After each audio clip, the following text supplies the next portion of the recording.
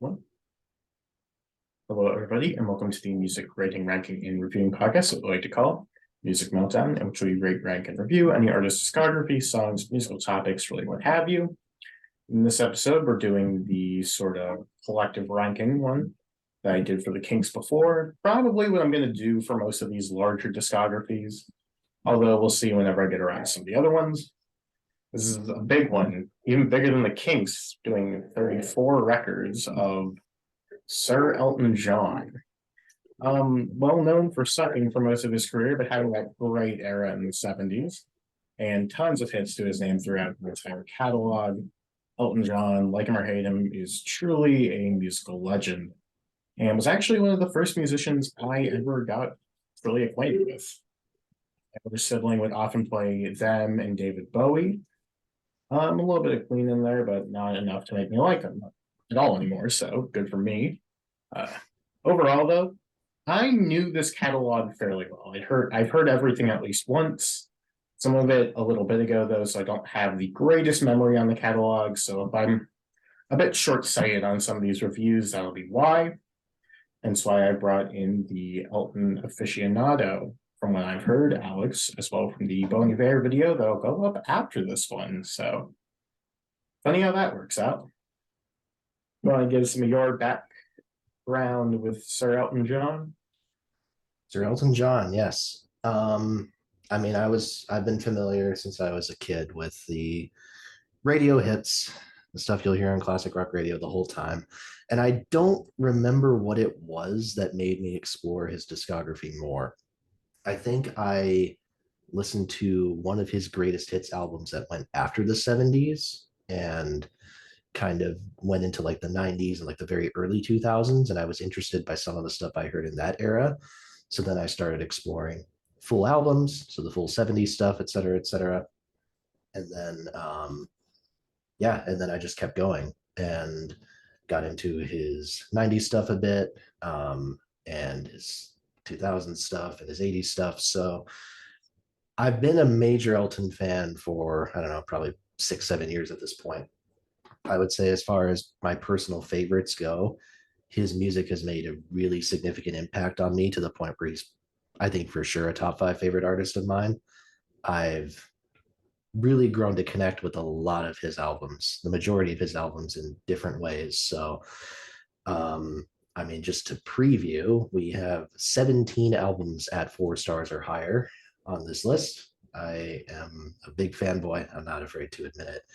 I really like the Rocket Man movie, even though I was expecting to hate it, but I really liked it.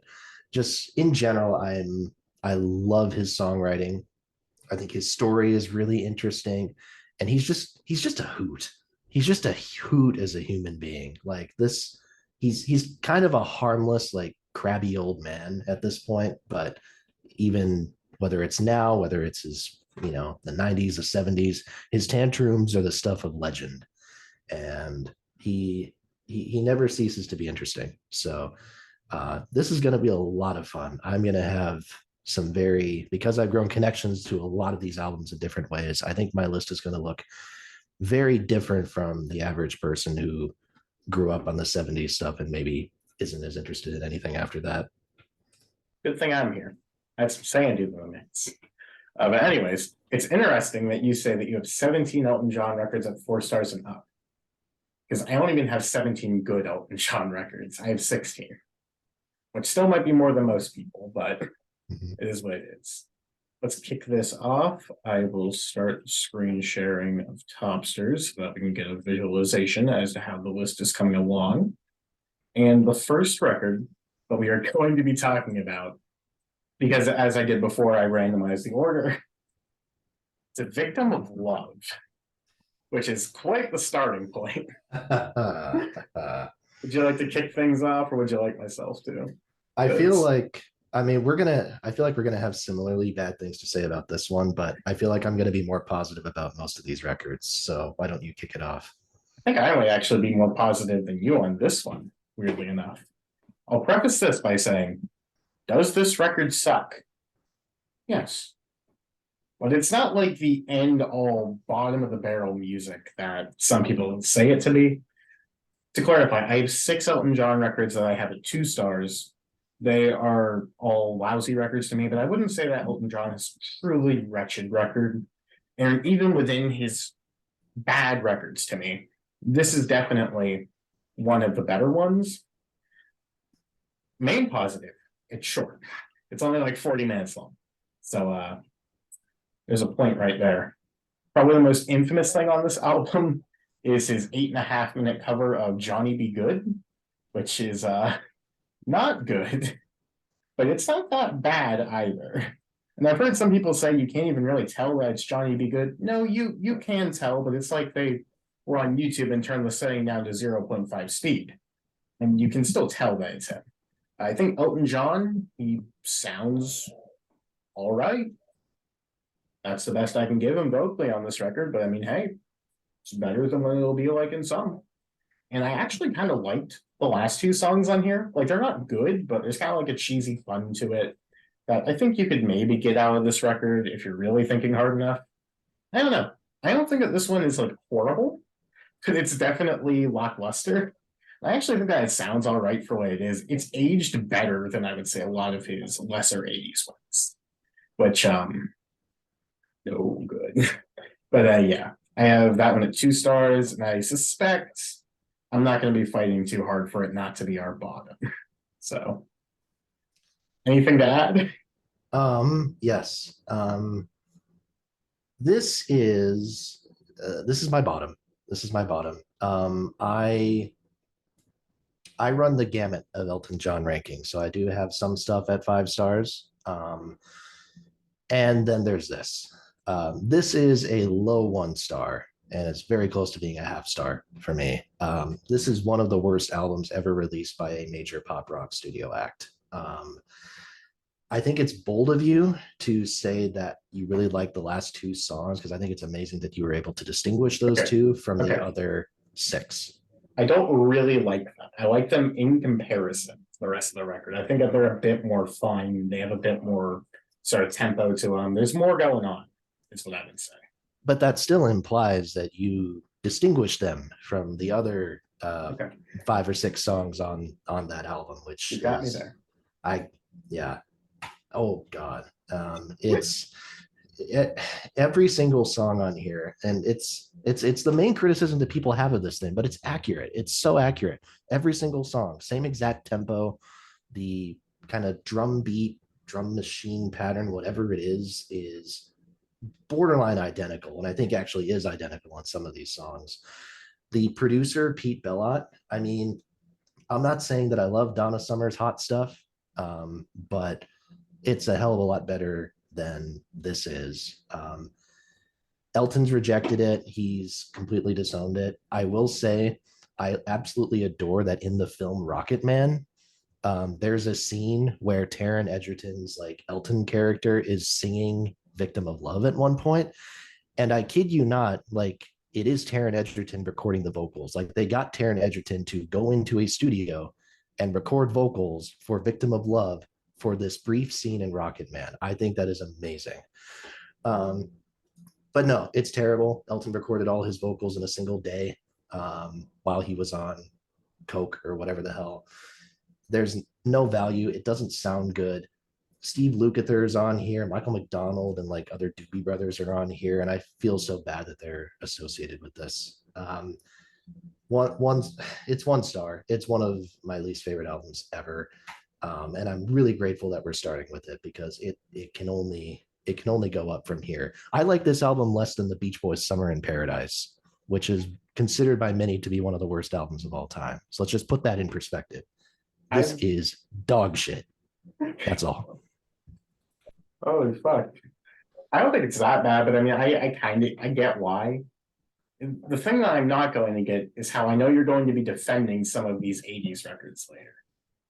And I think of this, for what it's worth, I will take a bad sounding 70s record over a bad sounding 80s record.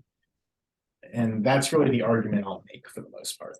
But anyways, let's go from his most comedically reviled record to an album that exists. We're talking about didn't show up. Whoopsie. Guess I gotta add another word. Wonderful, That's crazy how night. irrelevant this album is. It's funny that it's irrelevant because it's actually one of the ones that I like. Here's the thing.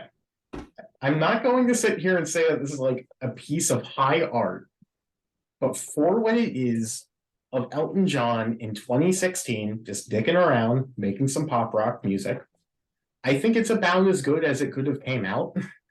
At this point, I'm pretty far removed from thinking Elton can really make anything that great. He had his high peak in 0102, and then everything else. It's yeah, obviously with some higher moments afterwards, but you get what I mean. And I just think that this one, it's well, let's just put it above because we know obviously, but I don't think that he's necessarily trying as hard to create something excellent here. He's just trying to have fun in the studio, have himself a wonderful, crazy night with having some fun making music. And I mean, hey, for what it's worth, I think he succeeded. Could I tell you anything about this record 6 months after I listened to it last? Not even a little bit.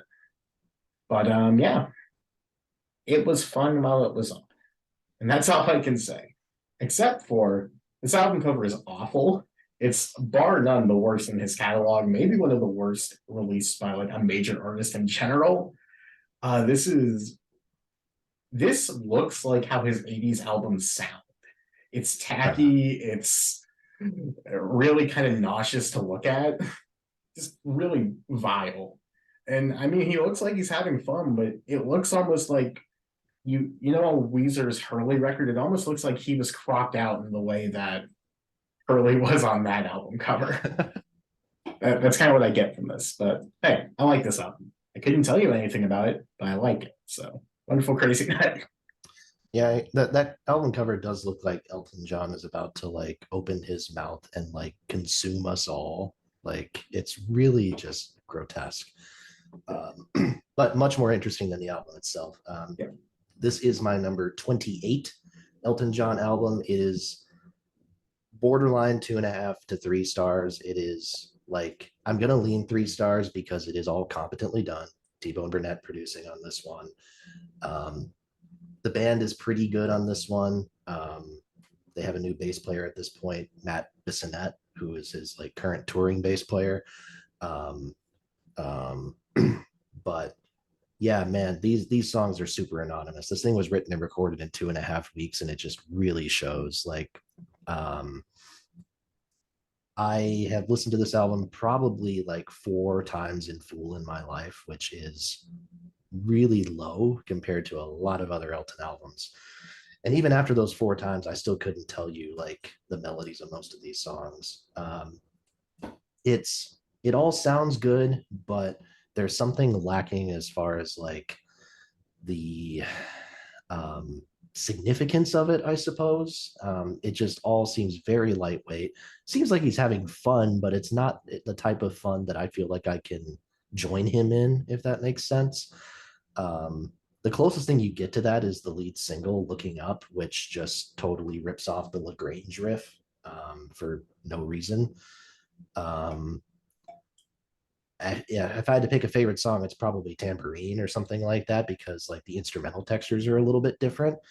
But yeah, it's very uninteresting, and I never have the urge to revisit this. And even some of the genuinely bad Elton albums that I have lower than this, I would rather revisit than this one. I totally anonymous. Interesting. Well, moving on from here, we're talking about another one of his later period works.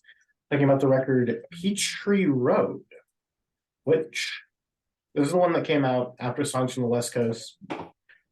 Spoiler alert, I really enjoy that record a lot. It places very highly in my own Elton ranking.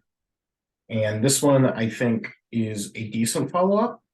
I still would call it a good record, but I don't think that it has nearly as high of highs. I do think it very much just feels like this, and especially the record after, he's basically just trying to redo it in some ways, maybe add a bit more sort of Americana country aspects to some points. But for the most part, it's just sort of a continuation upon a sound that worked. It's good. I don't necessarily have strong highs of highs or memorable moments, I have about half the record liked, so that's all I can say about this one, really. I think that it's good, and I do like this direction. Is this the first one that he worked with T-Bone Burnett for, or is that a record following this? That is the Union. Okay, Yeah. because this gave me sort of feelings, this sort of era of Elton per se. So I think it's safe to assume that we both have this above Wonderful Crazy Night. Mm-hmm. Alrighty. Yeah. So feel free. Yeah. So here's my first like controversial take. This is my number 10 Elton John album, period. This is also my favorite 2000s Elton John album, so I do have this above Songs from the West Coast. It's interesting because in a way this shouldn't work as well as it does. This is Elton trying to revisit the country rock and Americana of like Tumbleweed Connection and stuff like that. And he's doing this while also being his own producer. This is the only album that he does this throughout his entire career. And given like when you're coming off of Songs from the West Coast, which is a really well done, album production wise, working with Patrick Leonard, star producer, sonically you'd think this would be a major downgrade, and it is a downgrade, but not all that much. It just maybe is guilty of sounding a little bit anonymous at times. But what saves it for me in spades is the songwriting. I think the songwriting in this album is just fantastic. And I think as far as like his later career albums, this is the most mature as far as like him reflecting on his own life. It's where he really transitions into like aging rock star. I really love like Weight of the World is a great opener. Turn the Lights Out When You Leave is just a terrific like country pastiche. There's a run of like these really dark songs towards the end with like All That I'm Allowed, I Stop and I Breathe, Too Many Tears, It's Getting Dark in Here, which is, you could argue probably that it brings the momentum to a halt, but I don't know. I dig it. I really dig it. I think it's one of his most consistent albums overall. Not any all-time great songs here necessarily, which is why it doesn't get above number 10, but it is really rock solid, really consistent, strong 4 stars, and yeah, top 10 Elton album for me. I will say though, I'm glad you picked the alternate cover rather than the original cover, which just has that like railroad tracks with the name Peachtree Road on it. Like that one's not his worst album cover, but it is his most generic for sure. So he did much better with that re-release. Alrighty. Yeah, I get what you're saying, and as I was talking before, I was trying to revisit some records. This is the one that I didn't get around to. And I do think that if I would have gotten back to it, it could have potentially grown for me. Just didn't quite have the time. Barely got in my re-listen to West Coast. So like that was the last hour of my work shift, just knocking it out as quickly as I could while trying to enjoy it. So which I did. So good for me. Nice. But anyways, following this, not sure where this one places for you. Talking about his most forgotten record to time, I believe. This or another 80s record. Talking about, of course, The Fox. So forgotten that I have to scroll down like 3 different times just to find it on top series. This is an album that Elton John made, 1981. And this is one that I re-listened to, and I just simply think that some people will say around Blue Moves, around sort of Rock the Westies, Elton kind of lost his spark. The stuff started to found, the music started to sound a bit by numbers. This is kind of where I feel that starts, and especially I don't think that it sounds nearly as good. Early 80s definitely just isn't quite as strong, and songwriting isn't quite as strong. There's one track on here where the production is just truly vile. I'm blanking on the title of it here. It's just like Belgium, I believe it was, where it is just Nobody Wins is what I'm thinking of. Nobody Wins, where it borderline at points almost sounds like I Will Survive, which great song in that regard. Production, no good, no bueno. I do think that there is some really great stuff on here. I think Breaking Down Barriers is pretty fun. Just like Belgium is a decent track. I really like the closing two numbers, Elton song, and I think the Fox is really cool, almost bringing back a slight sort of Americana, folky edge on that one, despite the 80s production. And I don't know. This is a record that I thought that I liked more than I did, but whenever I went back to it, I dropped it to a 3 personally. It's my highest rated 3-song album. I think that it is very decent, but I just simply think that it lacks the highs of highs that his other records could have. Judging by the list now, I would probably put it, just knowing where you stand, probably in between Each Hero and Wonderful Crazy Night, but I'm not sure where you feel upon that. Yeah, that is where I'd put it. The Fox is my number 14, 4 stars. I thought actually before kind of revisiting stuff that it was going to be my favorite 80s album. It is not. There is one I have above it. I don't get the bad production critique at all. I think compared to the 2 or 3 albums before this one, I think this sounds so much better. There's a vitality in the keyboards, I guess. Like it sounds really bright and really present in a way that I don't think the albums before it really do.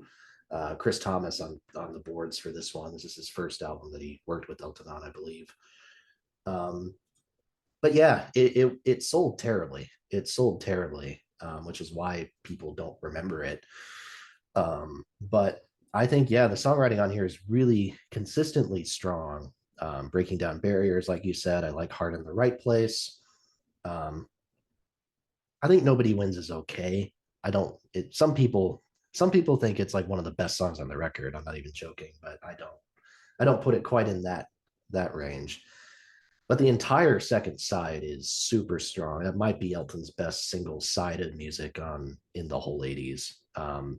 That medley, Carla Etude and Fanfare into the song Chloe is kind of like a Funeral for a Friend, Love Lies Bleeding Part 2, like a kind of a sequel type of thing. I like the title track, like you said, but Elton's song is the highlight of the record. I think that is potentially his best 80s song. It's in the conversation for sure. Even though the lyrics are they're written by another guy, Tom Robinson, it does feel very personal to like Elton's own story and his own kind of growth as part of like a marginalized community, I guess. So it's really powerful, and it always affected me a lot. But yeah, this is a criminally underrated album. Like I said, I don't think it's his best 80s album, but it's in the conversation. And I think compared to the stuff that follows this and the stuff that comes immediately before, I think this is a beacon of light. So pretty big fan of this one. Nice. I think it is my favorite 80s record for what it's worth, which is kind of sad. You gotta watch. Yeah.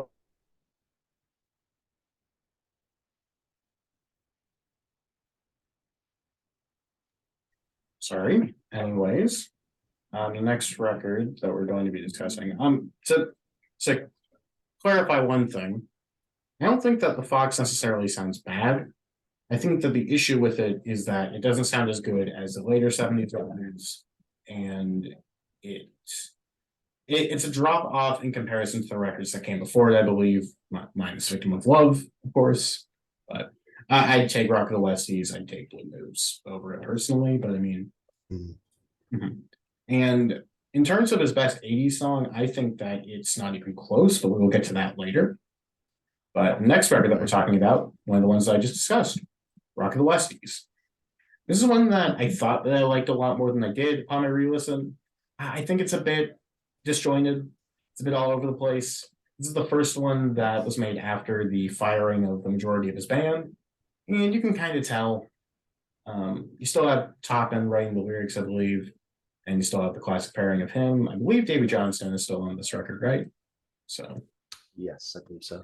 Yeah. And I still think that the group that he was able to put together is very strong. not sure where this one's gonna rate. I do feel like though the actual cuts that made the record, it's hit or miss, like I was saying. It just doesn't quite have peaks of the records that came before it, and I would say it doesn't even have the peaks of the record that comes directly following it either. And the best song on it for me didn't even properly make the record, which would be "Don't Go Break My Heart," which I think is just a brilliantly made pop song. You know, some people dislike it. I think it's great. I think "Grow Some Funky Your Own" is really cool. I feel like "A Bullet in the Gun," whoever it is excellent. And "Feed Me" as well, I think is very strong. But the rest of the record, I do kind of get a bit 70s Elton by numbers. Not to a point at which I would say that's a bad thing. I mean, 70s Elton is 70s Elton. I'll take it over most of the other stuff that he gives me any day of the week. But I just think that this is definitely where the cracks start to form.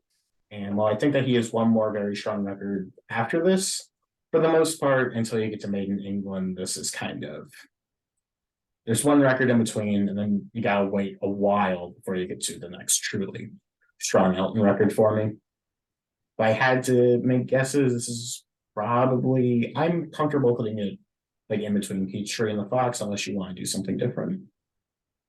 Yeah, I think so. I do have this lower than the Fox Okay. personally. I I mean, I'm not going to fight too hard to put it below the Fox if you're convinced it would be above it. I have it at 3.5, but I don't feel too strongly one way or another. So Okay. Yeah, I have this at 3.5 too. It's my number 19. This is it's hard because I don't want to judge this one too much based off of what came before it, because it absolutely is a drop in quality from Captain Fantastic and obviously all the other albums before it. But I think the playing on it is good. Like, I think this is the first album where the Elton John band, which is really what most of these 70s albums were centered around, becomes just Elton John featuring a cast of colorful characters or whatever. Um, but I think they do really well for what it's worth. And I mean, most of these people had played with him for a while. Like they bring back Caleb Quay, who played on like the first couple of albums and things like that. Um, but yeah, I don't think the songwriting here stands up to snuff with his earlier 70s stuff for the most part. The closest we get is I Feel Like a Bullet in the Gun of Robert Ford. I think that's a phenomenal ballad, one of his most underrated songs. And I like a couple of the other more upbeat stuff like Feed Me and Billy Bones and the White Bird. I don't mind Island Girl. Like it's kind of like bright, like again, like it's proto Kokomo in a way. But I don't mind it too much. I don't dislike Don't Go Breaking My Heart, but it's never been one of my favorite Elton John hits. And I mean it didn't make the record properly, so no need to really talk about it. Um, but yeah, I think it's pretty good. Good album overall. Nothing that's um, really bad by any means, but this is where the quality does start to decline a little bit. Though, like you said, there is definitely at least one more bright spot over the next couple of records that we'll get to. But yeah, 3.5 stars for Rock of the Westies. thanks. Yeah, that's reasonable. I think where we have it here is probably fair. I know some people really champion this record, but I mean, I don't know. I just think that it's hard to ignore the drop in quality. And I feel like that's kind of because I just heard it after Captain Fantastic was go around, and I mean, come on, man. Yeah. It's not gonna happen. Next record, probably another one that is more forgotten. So forgotten it's not even on title. The record Breaking Hearts. This is an Elton John record. Kind of funny we bring this one up after Rock of the Westies because I believe this is the one that was kind of the reuniting of the classic Elton John band. And it's fine. It does the job. Really, it just feels a bit autopilot. Like they really picked up where they were leaving off, but forgot to pick up, their luggage and just kind of had to wing it with whatever stuff they could get from the Goodwill. Obviously not what really happened, but just kind of how I view it. I do really like the song Slow Down Georgia. I think that one's fun. I think it's really enjoyable. But for the most part, past that, it's just all right, decent pop rock. Just sort of them doing what they do best, but not really doing anything exceptional within it. I would say probably just due to a lack of great material. Overall, though, it's all right. I have the three pretty middle of the pack in my Elton ranking, just because I think the playing and sound of the record obviously better than some of the ones that surround it, but not really any real reason I view to go back to this one that strongly. So that's kind of where I stand. I could really see this one going wherever, to be honest with you. So wherever you want to put it, I am fine with. Yeah, I definitely put this one between The Fox and Wonderful Crazy Night. I have it at 3 stars. It is my number 23. It is my highest 3 star rating because I do think it's decent. Um, I think the title track on this one is quite good. I think In Neon and Burning Buildings are like should have been bigger hits or more successful than they were. I think there's some of his better like choruses from the 80s. And I do like Sad Song Say So Much. Overall, I probably like it more than either of the hits on the album before it. But yeah, it's a bit anonymous. The Elton John band, I will correct you on this thing. The Elton John band reunited on Too Low for Zero. Breaking Hearts was actually the last one to feature them, last one to feature Dean Murray at all. He got kicked out of the band or left the band after that, and then he passed away in '92, which is a shame because fantastic bass player. But yeah, there's nothing offensive. Well, no, I take that back. I fucking hate Passengers. I fucking hate Passengers. It's good cause, anti-apartheid song. I get it. Big thing in the 80s. I respect the hustle. But man, the just no.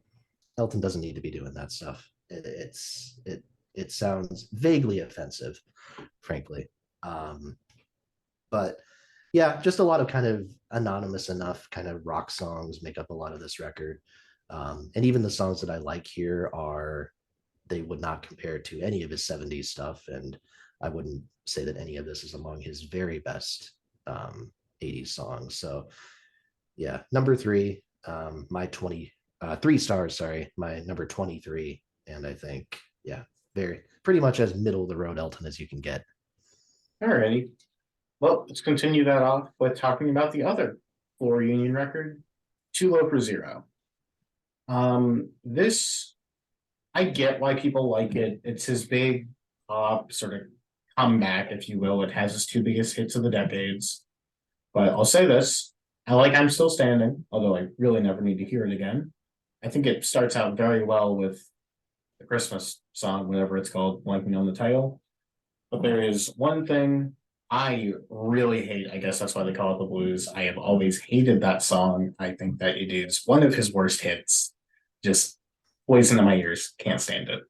And every other song on this record is filler. Like, I know that you're going to disagree with that. You're going to say there's one or two decent cuts.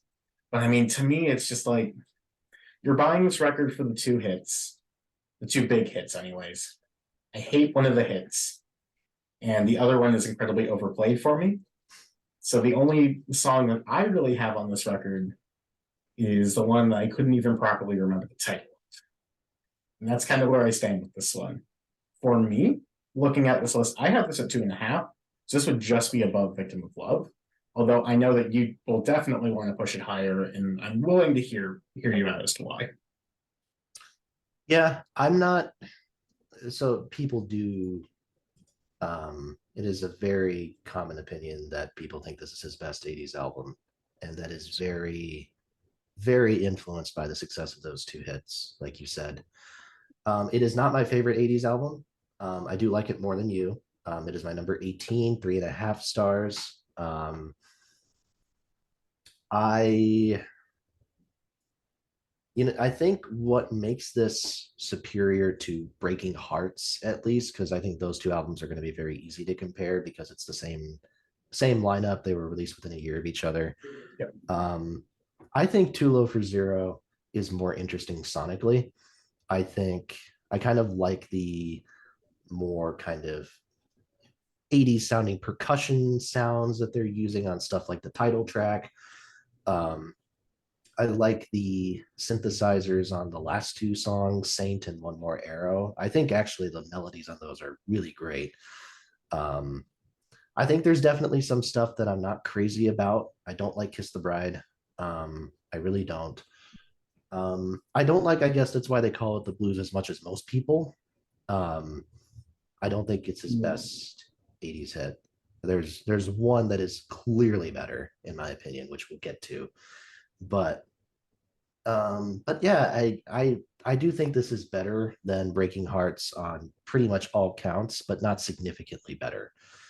So for me personally, I would slot it in between the Fox and Breaking Hearts. I'm fine with that. All right. All right. Yeah. Just sort of a side note. This is just sort of something kind of funny because I know that I mentioned earlier on that when John was an artist I knew as a kid. Mhm. I didn't realize Elton could be a name. I thought that was kind of silly.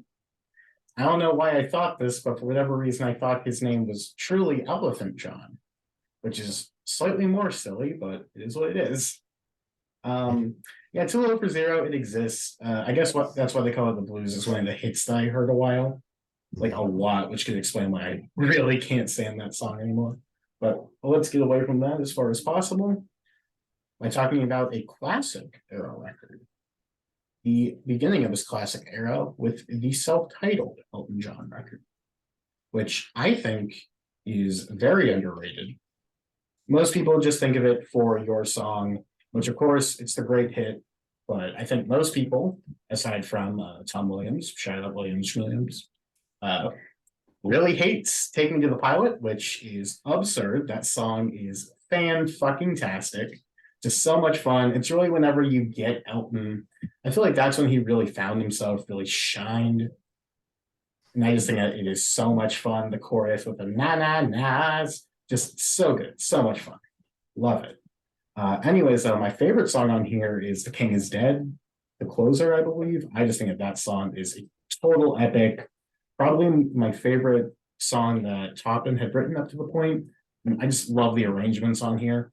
I think this album, although the band is obviously a big deal, I don't know if it's fully formed at this point. I feel like this is the album of his, this and Punky Chateau, feel the most of a singer-songwriter, probably. Because I really do view Elton John as a band effort at this point, akin to like the early Alice Cooper stuff in that regard. They are very much so a band at this point, and Elton is kind of the centerpiece of it. Although I feel like this is where it's more personally connected to him. These are more him saying it directly and laying it all out there. I have this one as my highest four-star albums. It's my number 7 in general. I think that this easily goes to the top of the list. But let's see if you have anything to say in regards to that. I would agree that this goes to the top of the list. This is my number 5, actually. Nice. I have this at 4.5 stars. I do think this is very underrated. There are definitely some other 70s albums that I like quite a bit less than this one. Yeah, I think this has so much vitality in it. Like it is a very young guy. I mean, how old was he at this point? 23, I think, when he recorded this, 22. Something like that, yeah. And and a lot of these songs he's writing just like in his his apartment or wherever he was living at the time. And yeah, I just think the melodies are fantastic. I think the playing on it is really great. I don't I sort of agree in that I think it sounds like a band at this point, but I actually think the string arrangements by Paul Buckmaster really dominate a lot of the songs. And as far as the band goes, Dee Murray hadn't joined yet, Davy Johnston hadn't joined yet, so they were still trying to build that up. But the playing is still really good. I thought Your Song was overrated for some time. At least it was never a song that I like really went back to because I was fatigued of it from radio overplay. But I think it's really, really sweet. I think it's one of Topin's finest lyrical moments. I'm gonna say "Take Me to the Pilot" is one of my least favorites on here, but Yeah. that's not saying very much because I still think it's really good. Um, I'm really partial to first episode at Hyanton. I think that song is super underrated. Really, really beautiful track. I like the harpsichord and I Need You to Turn To. The Cage is a real jam, honestly. Um, and then like 60 Years On, The King Must Die, some great orchestration in those ones. Border Song, like that's Elton just straight up doing Aretha Franklin, like writing a song for his idol that his idol would go on to cover a couple of years later. So, um, yeah, it's really fantastic. I think he's already found a sound at this point, and the next few albums see him just kind of working on that and expanding it. Um, and I think that's great. And at the same time, I think there's a lot to love here. So yeah, this is my number five, one of his best for sure. Nice, nice. Yeah, I had it even higher before going back through this. I think at one point it may have been as high as like my number four. I really think this album is severely underrated when people talk about his highlights. Anyways, let's talk about another slightly underrated record, perhaps, although not that underrated. The record "Jump Up." One thing that is not underrated about this is that album artwork, which is also terrible. Really bad stuff. It looks like a Microsoft PowerPoint slide.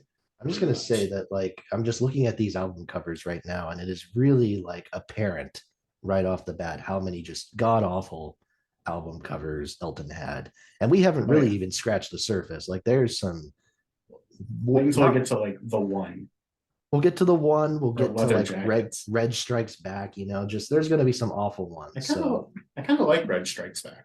I All right, but good for anyways, you. Jump Up. Not a great record. I have this one at 3 stars as well. I think that this is when bad 80s production definitely starts out, but it's not as bad as it would become. There's one song on here which I think, as I was saying before, it's bar none his best 80s song, which is Empty Garden. I think that it is just a beautiful tribute to Elton John, really just an excellent song. And I think that it is severely underrated, by far my favorite of his 80s work. I Am Your Robot is awful. It's really terrible. I get why some people would enjoy it. Masochism is a thing for a reason, but no, it is really bad. And the rest of the album exists. I think I remember liking Dear John a little bit. Ball and Chains maybe a little fun, but for the most part, I feel like the rest of the record kind of lives in the shadows of the one truly massive highlight for me and the one really big low. Past that, though, it's pretty passable. It doesn't have either highs or lows, but in the 80s with Elton John, I will take mediocrity over outright poor quality. I have this one at 3 stars. Maybe it would drop, or maybe it'd be higher on a re-listen. For me, I would probably put this in between Too Low for Zero and The Fox, but I will leave this up to you. So, yeah. Yeah, I have Jump Up as my number 20. I have it at 3.5 stars, so I would put that in between Too Low for Zero and Breaking Hearts personally. Fine. Um, I I mean I agree with you. I think Elton's two best songs of the 1980s are Elton's song, like I previously mentioned, and Empty Garden. Thanks. Empty Garden is a terrific song. Um, and comes from a genuine place. I think there are other John Lennon tribute songs where it feels a little bit forced at times and kind of cringy. Like I'm thinking the one that comes to mind is the Queen tribute song, Life is Real. I don't like that one very much, but I think Empty Garden, because like Elton and Lennon were actually like friends, comes from a sincere place. I think the vocals are fantastic on that one. And I agree that it's like um, by far the highlight on this thing. I do think there are other good songs. I like Blue Eyes. That's kind of like a torch song type thing. Princess, I think, is kind of underrated. Um, I don't mind that one. I kind of like Legal Boys. I think the verse melodies on that one are like kind of mysterious in this like minor key that I think is really interesting. It's the first song where Elton worked with Tim Rice of Lion King fame down the line. By the way, we're not going to talk about soundtracks at all here, but just to shout out that I don't actually like very many of them. I think Friends is very mediocre. I think I think The Lion King itself is a great soundtrack. I don't necessarily love Elton's recordings of the songs. I think the one that's underrated out of all of them is The Road to El Dorado from 2000. It's kind of that bridge between the big picture and songs from the West Coast sonically, and it's got some interesting stuff like that Backstreet Boys song, "Friends Never Say Goodbye," where they sing in the backing vocals. Um, Trust Me, I think, is really interesting. But anyways, I just wanted to acknowledge the soundtracks while I thought of that. Um, but yeah, a jump up is like kind of middle, maybe leaning upper half of his 80s output. I will shout out briefly the drummer on the album, Jeff Porcaro, one of the best drummers in rock history, but you wouldn't. A lot of people don't know his name because he was a session musician, drummer from Toto and everything like that. I think the drum parts he does, there you go. There you go. Respect. I think his drum parts on this album are really interesting. I like Ball and Chain, especially for whatever reason. But yeah, 3.5 stars for Jump Up. Thanks. Look, Linky Dink, I had that out there. Didn't even realize that was going to come up. But anyways, doing a Toto show sometime next month, so that'll be interesting. In this format too, so. Now the next record, I know we've talked about the self-titled, but we're going to his first really true classic record. To most people, although the last one in that, being Captain Fantastic and the Brown Dirt Cowboys. This is the one of his classic periods that I actually didn't connect with the most for a while. I respected it, of course. I had it 4 stars. I thought it was very good. However, this go around made me realize, holy shit, the band is fucking sensational across this. This is by far the peak of their playing. It looks like they had gelled as a group. And although the songs aren't necessarily as memorable as something on Goodbye Yellow Brick Road or Hunky Chateau, I could just listen to this group of musicians play with Elton just belting over it for hours and hours because I think that they are just such a tight knit group at this point in time. I have this one at 4.5 stars, and to be truthful, the songs don't really need to matter here. The album is obviously elevated via how good the songs are. However, what really does put it over the edge is just the performances and just talent that's found within this group. Elton never was able to connect with a group of players and musicians as he was on this record and obviously the rest of his classic period. But yeah, I think that just the playing on here is killer. The title track is obviously great. I thought Bitter Fingers is a lot of fun. Someone Say My Knife Tonight is obviously great. Really, I just think that this is a pretty great album front to back. And it's mainly just due to how excellent the musicians are within his band, which I could just sing the praises of over and over again. So I'm going to when we get to Caribou as well. So this for me would be at the top right now, but curious to hear what you have to say. This is my number one. Interesting. Put that there. For for a lot of the reasons that you said, 5 stars. I do think that this is the band at their best, which makes it kind of bittersweet, obviously, that they were to get separated or fired, I guess, like immediately after this album. I like the concept, the conceptual aspect of it. Elton doesn't really do that for very many other albums in his career, but I just think, like, even concept aside, that the songwriting here is just so good. I think the A side is a contender for his best single side of music that he ever did. I mean, Goodbye Yellow Brick Road's A side is gonna like be a contender in that too. But I mean that is straight fire. And Someone Saved My Life Tonight is my favorite Elton John song. I think it's heavy subject matter for sure.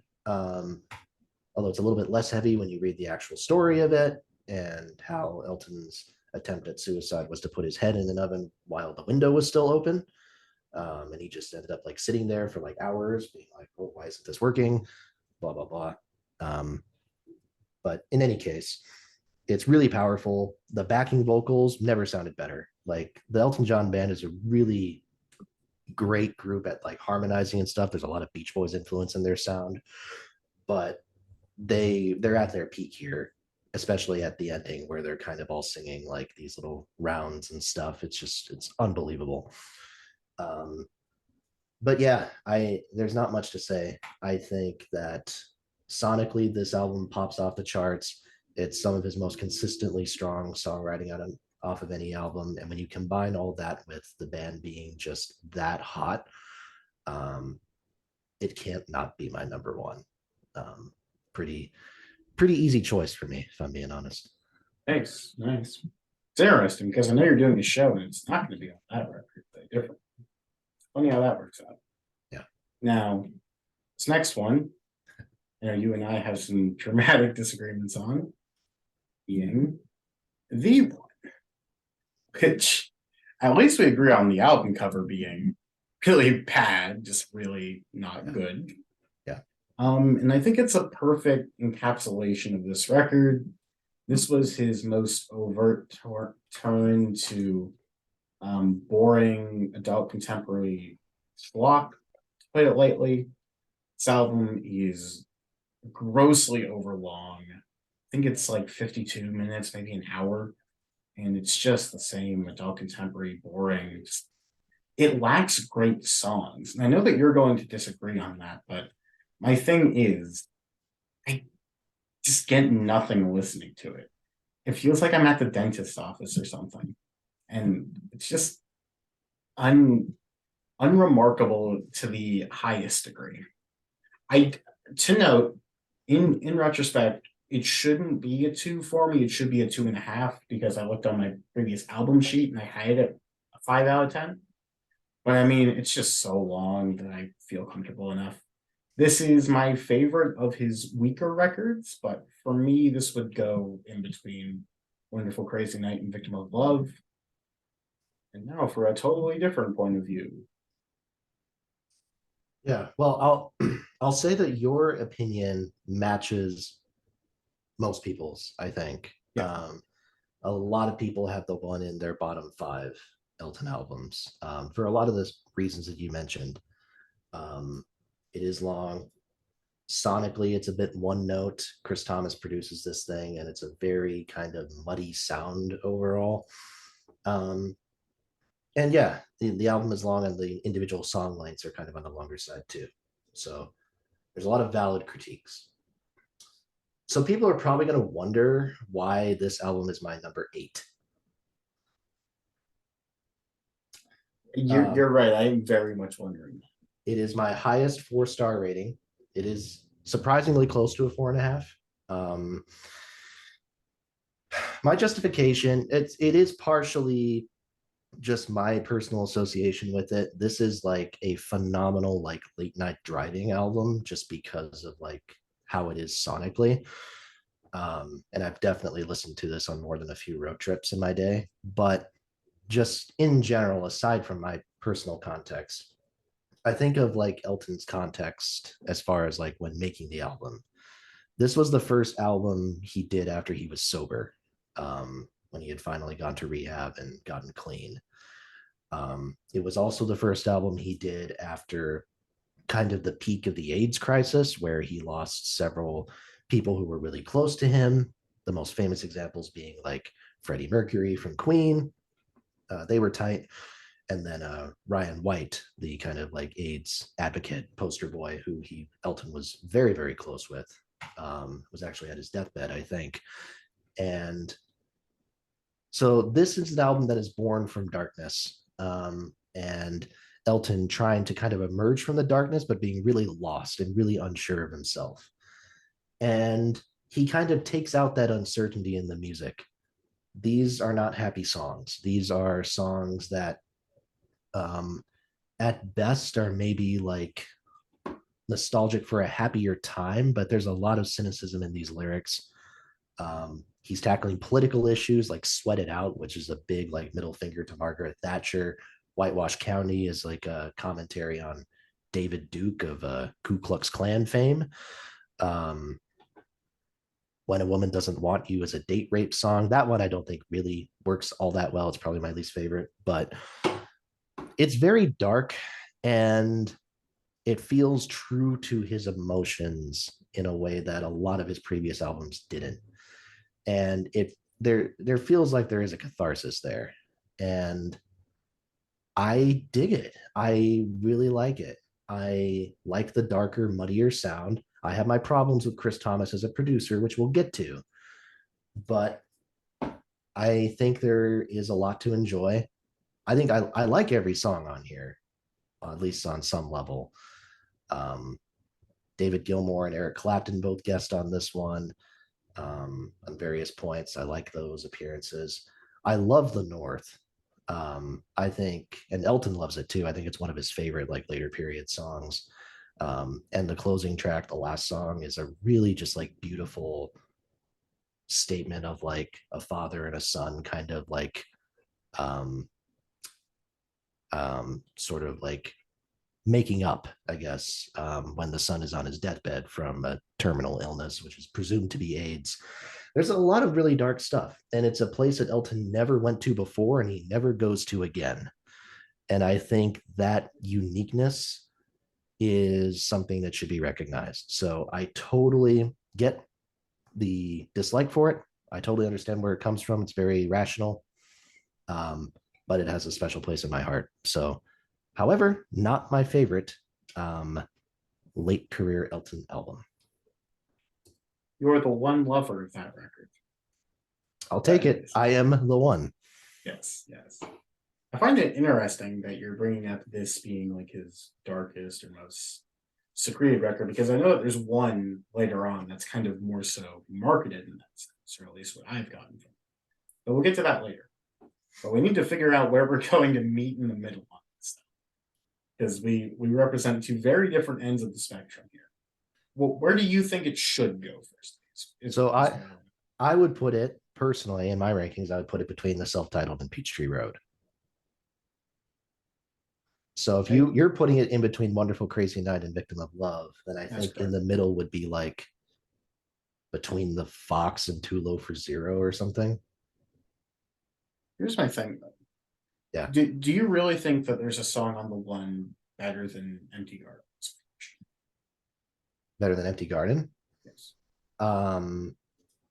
No, but I do think every song on there is better than at least 2 or 3 of the songs on Jump Up, including I Am Your Robot. Well, at least we agree I Am Your Robot's awful. Empty Garden is very good. I meant to go back to some of the tracks on here, which I think if I did, I would feel better placing it higher. Yeah. Placing it lower. As it stands, I'm fine putting it above Jump Up. I think overall, though, for the context of the discography, Too Low for Zero is probably a bit more integral, is what I would say. Yeah, I'm okay with that. I'm okay with that. All right. Well, now time to talk about an album that I genuinely have no comments to say on, talking about The Captain and the Kid by Elton John. Well, obviously, all of these are going to be by Elton John, so I don't know why I even said that. As I just sneak in, we're going to talk about Hot Space randomly. Just so, that'd be my number 3 right now. That's my hot take of the hour. Anyways, I like Hot Space a lot. I don't know where it would rank for me. It's like it would be probably above about half of these. So I do like Hot Space. It's probably my 4th favorite Queen record. That's preposterous. Well, we'll get there one day. Yeah. That'd be a fun one. But yes, The Captain and the Kid. This is the one that came immediately after Peachtree Road. These two have a bit more of the country flair, but at the core of it, they're just trying to do songs from the West Coast. And this is the one where I really, truly feel like it loses the songs mainly. Just don't have anything that I really find myself that engaged in. I find this one to just be a bit boring, slightly dull for me. I don't know. I think it's okay, and I like the sound of it, obviously. I don't think that any of his later records necessarily sound poor. I just don't think that this has the proper backing that it really needed. For me, as of right now, this would go just above Victim of Love, but that's mainly just because I like Wonderful Crazy Night. In reality, probably in between like Jump Up, Breaking Hearts is kind of where I'm thinking, but I presume you're probably higher on this. I've seen some good things for this record, so I am higher. It's my number 17. It is my lowest 4-star rating. Um, Sequel album to Captain Fantastic and the Brown Dirt Cowboy. It's supposed to try to pick up where Captain Fantastic left off storytelling wise, which makes sense because the first song is about called Postcards from Richard Nixon. So, you know, dates wise, that makes sense. I think these songs are all very good. I do think they can fade into each other a little bit at times. Some people really love Tinderbox. I think the chorus on that one is a little bit mediocre. I do like the bridge as just kind of a statement song, like, are you going to cross the bridge? Are you going to take that leap, or are you just going to fade away and, not take any risks in your life? But it is a little bit adult contemporary, a little bit bland. It is my least favorite album from the 2000s decade itself. So I would say I would put it between the one and Jump Up personally. But it's fine. It's very good. I will say the song And the House Fell Down is really interesting. It is just an absolute little bit of chaos about like Elton literally addressing like his cocaine addiction in song form. And it's just kind of a rollicking ride, but that one might actually be my favorite. I gotta say, the worst record of the entire 2000s is a bit wild. I would have expected Let Go by Avril Lavigne to be a little bit weaker, but I mean, it is what it is. Touche. I don't know. I'm just messing around. But let's get to some more enjoyable records. My favorite record by him, Tumbleweed Connection. For me, this is just kind of where everything comes full circle. I think that this is really whenever the band started to take over, has a bit of honky tonk, a bit of country flair to it, but it never goes overboard, which might be the reason why I don't have this one at 5 stars. I don't have any 5-star Elton John records. However, I have 6 at 4.5 stars. So I very much do like John. He just doesn't quite reach that sort of top tier. My like I said, my main issue with this record is I feel like unlike his later works, he's kind of on the outside looking in this record. He struggles to really get as deeply into these characters, I would say. It's more so him narrating as opposed to him storytelling. I kind of get what I'm saying, but not really. But really for me, just song for song, this is his finest work for me. Burning Down the Mission is incredible. I think Where to Now St. Peter is wonderful. Probably my favorite Elton John song is Amarina. I just think that it is sensational. Really front to back for me. I just think that this is his finest crop of material. And I'm going to steal a little bit from Jason from Taste Like Music here because I think that he had a perfect description for this record. It is essentially a Hollywood version of the Tales of a Group Like the Band, taking that style, really glorifying it, really making it almost show tuny theater-esque, while still having that very down in the dirt sort of rootsy style of writing. I think that Elton is able to perform them brilliantly, and the blossomings of his band are really excellent across here. The only thing that really does hold it below is I wish it went a bit deeper into the country sound. I do think at points it's kind of like it says that it's trying to be a country record, but is it really, It's not too far removed from a classic Elton record. And I do wish that he was more so getting into the characters on here. But for what it stands, I still think it's an excellent record. It's like a 9.4 out of 10 for me. I think it's incredible. Just not personally my favorite Elton John record. Almost made my top 100 albums. It was definitely, if I did top 150, I'd probably pick it. So, really love this record. Yeah, this is my number 3 Elton album. I have it at a very high 4.5 stars. Um, I think, yeah, the description about it being essentially like Broadway's version of the band is very good. There's a lot of band influence here. I will say I don't hear it in every song. So I think this avoids being just a total knockoff or a total tribute album. There's stuff like Come Down in Time. Come Down in Time might be my favorite song on the album. I think that is, it doesn't really sound like anything else that he did either on the record or really in this time period. It's not overly dramatic. I guess you could argue it takes a little bit from the debut sound, but it's a really just beautiful ballad, really lovely chord progression. Um, but yeah, a lot of the songs on here are, have those, very band like sing along choruses. Country Comfort is a good example of that. Um, I think the band, again, I don't think the band is quite at their peak here. They're still assembling themselves a little bit. I think D. Murray is only on one song, though that one song happens to be Amarina, which is fantastic. But I do think everyone's playing really well. Um, I like My Father's Gun. I think there's some great guitar playing in that one. I mentioned Amarina. I really like those little kind of guitar quivers or whatever you want to call it in the chorus where he's saying, laughing fit to burst, that type of thing. Talking Old Soldiers, great vocal on that one. And the closer, Burn Down the Mission, is great. It's a really great album. I've never connected to it emotionally as much as I have Captain Fantastic or my number two, but I think it is incredibly well done. And I, yeah, have all the respect for it. So, my number three. I I think that that's something I want to touch on real quick that you mentioned, because I don't think that I ever had too strongly of a personal emotional connection to Elton John's music. It's more so an appreciation and a love of the craft, because really within this classic period, it's hard to ignore just the brilliance of everything that's going on. I think that they're wonderfully written songs. I think that they're brilliantly performed, and I think that they're immaculately produced. They are really marvels of what 70s pop rock at its core could be. And I think that he is by far at the cream of the crop of that landscape.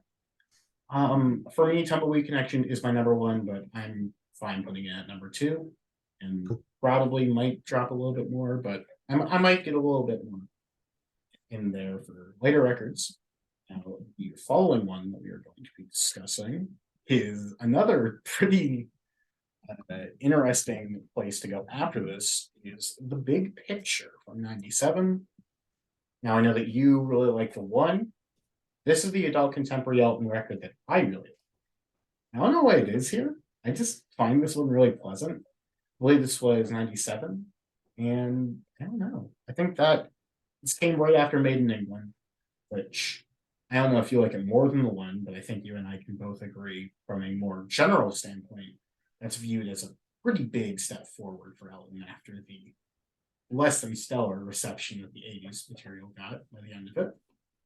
And I think that some of the better songwriting chops definitely do come out in this record. I believe Chris Thomas came back, and maybe it's just me, but I prefer this later 90s sound to the earlier 90s sound. I just think that I just prefer listening to this album, if that makes sense. I'm not going to sit here and act like this is an incredible album. Really, I would probably never choose to listen to it. But for what's on the list right now, I would personally put this above the Fox. Although I know that you probably have some different opinions. So this is another one that um, people don't like, just in general.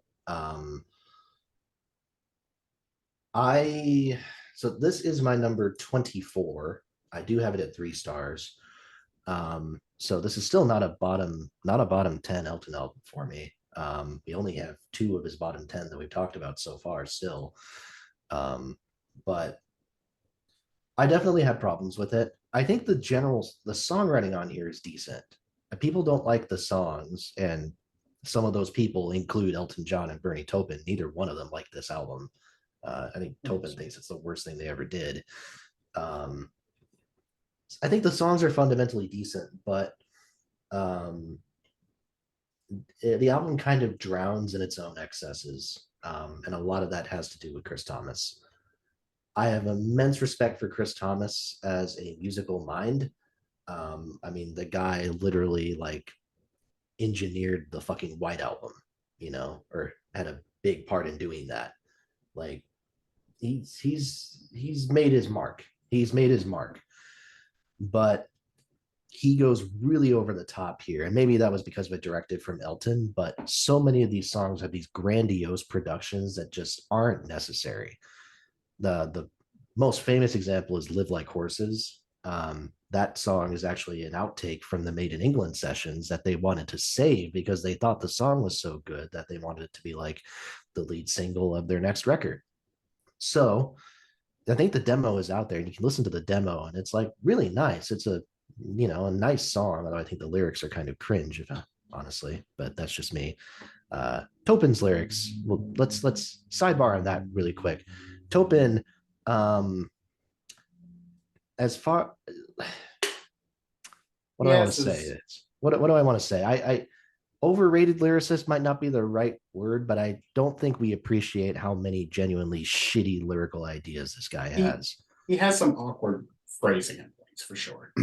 Yeah, you know, I talked about like he's probably one of the most obnoxiously heterosexual lyricists who has ever walked the earth. Which is I get funny considering who he writes for. well that's yeah, that is the delicious irony. Um, yeah, for a guy who wrote lyrics like I was saying earlier about being anti-date rape in the song "When a Woman Doesn't Want You" from The One, I don't think he likes women very much, based off of some of his lyrics. He's a bitter fellow sometimes, but that's neither here nor there. Anyways, "Live Like Horses" has kind of an awkward lyric, but the sentiment is nice. But Chris Thomas gets in and adds his thing, and it's these awfully just overblown orchestras and choruses and choirs, and it completely drowns the song. And of course, when they released the lead single, it has fucking Pavarotti on it, which no one wants. Like, all respect to Pavarotti, but like, and Pavarotti Elton John duet, like I couldn't give a shit less. Anyways, so fundamentally, there's decent songs here. I really like "If the River Can Bend." I really like "Recover Your Soul." I actually like "The End Will Come." That's probably my underrated one on here, but never been a big fan of "Something About the Way You Look Tonight." It's like a Sinatra pastiche that I don't think works super well. It's probably where the production works the best, though, but not my favorite. I would probably slot this in between "Breaking Hearts" and "Wonderful Crazy Night" personally. So, um, Interesting. so I think if we're meeting in the middle, what does that mean? Like between I'd I say just based on what we did for the one, I'd say in between the one and Catherine and the Kid seems fair. I'm fine with that. Because Yeah. I do like this record. I get what you're saying. I kind of prefer that sort of overblown, sort of wacky fun. It to make a very, very light comparison.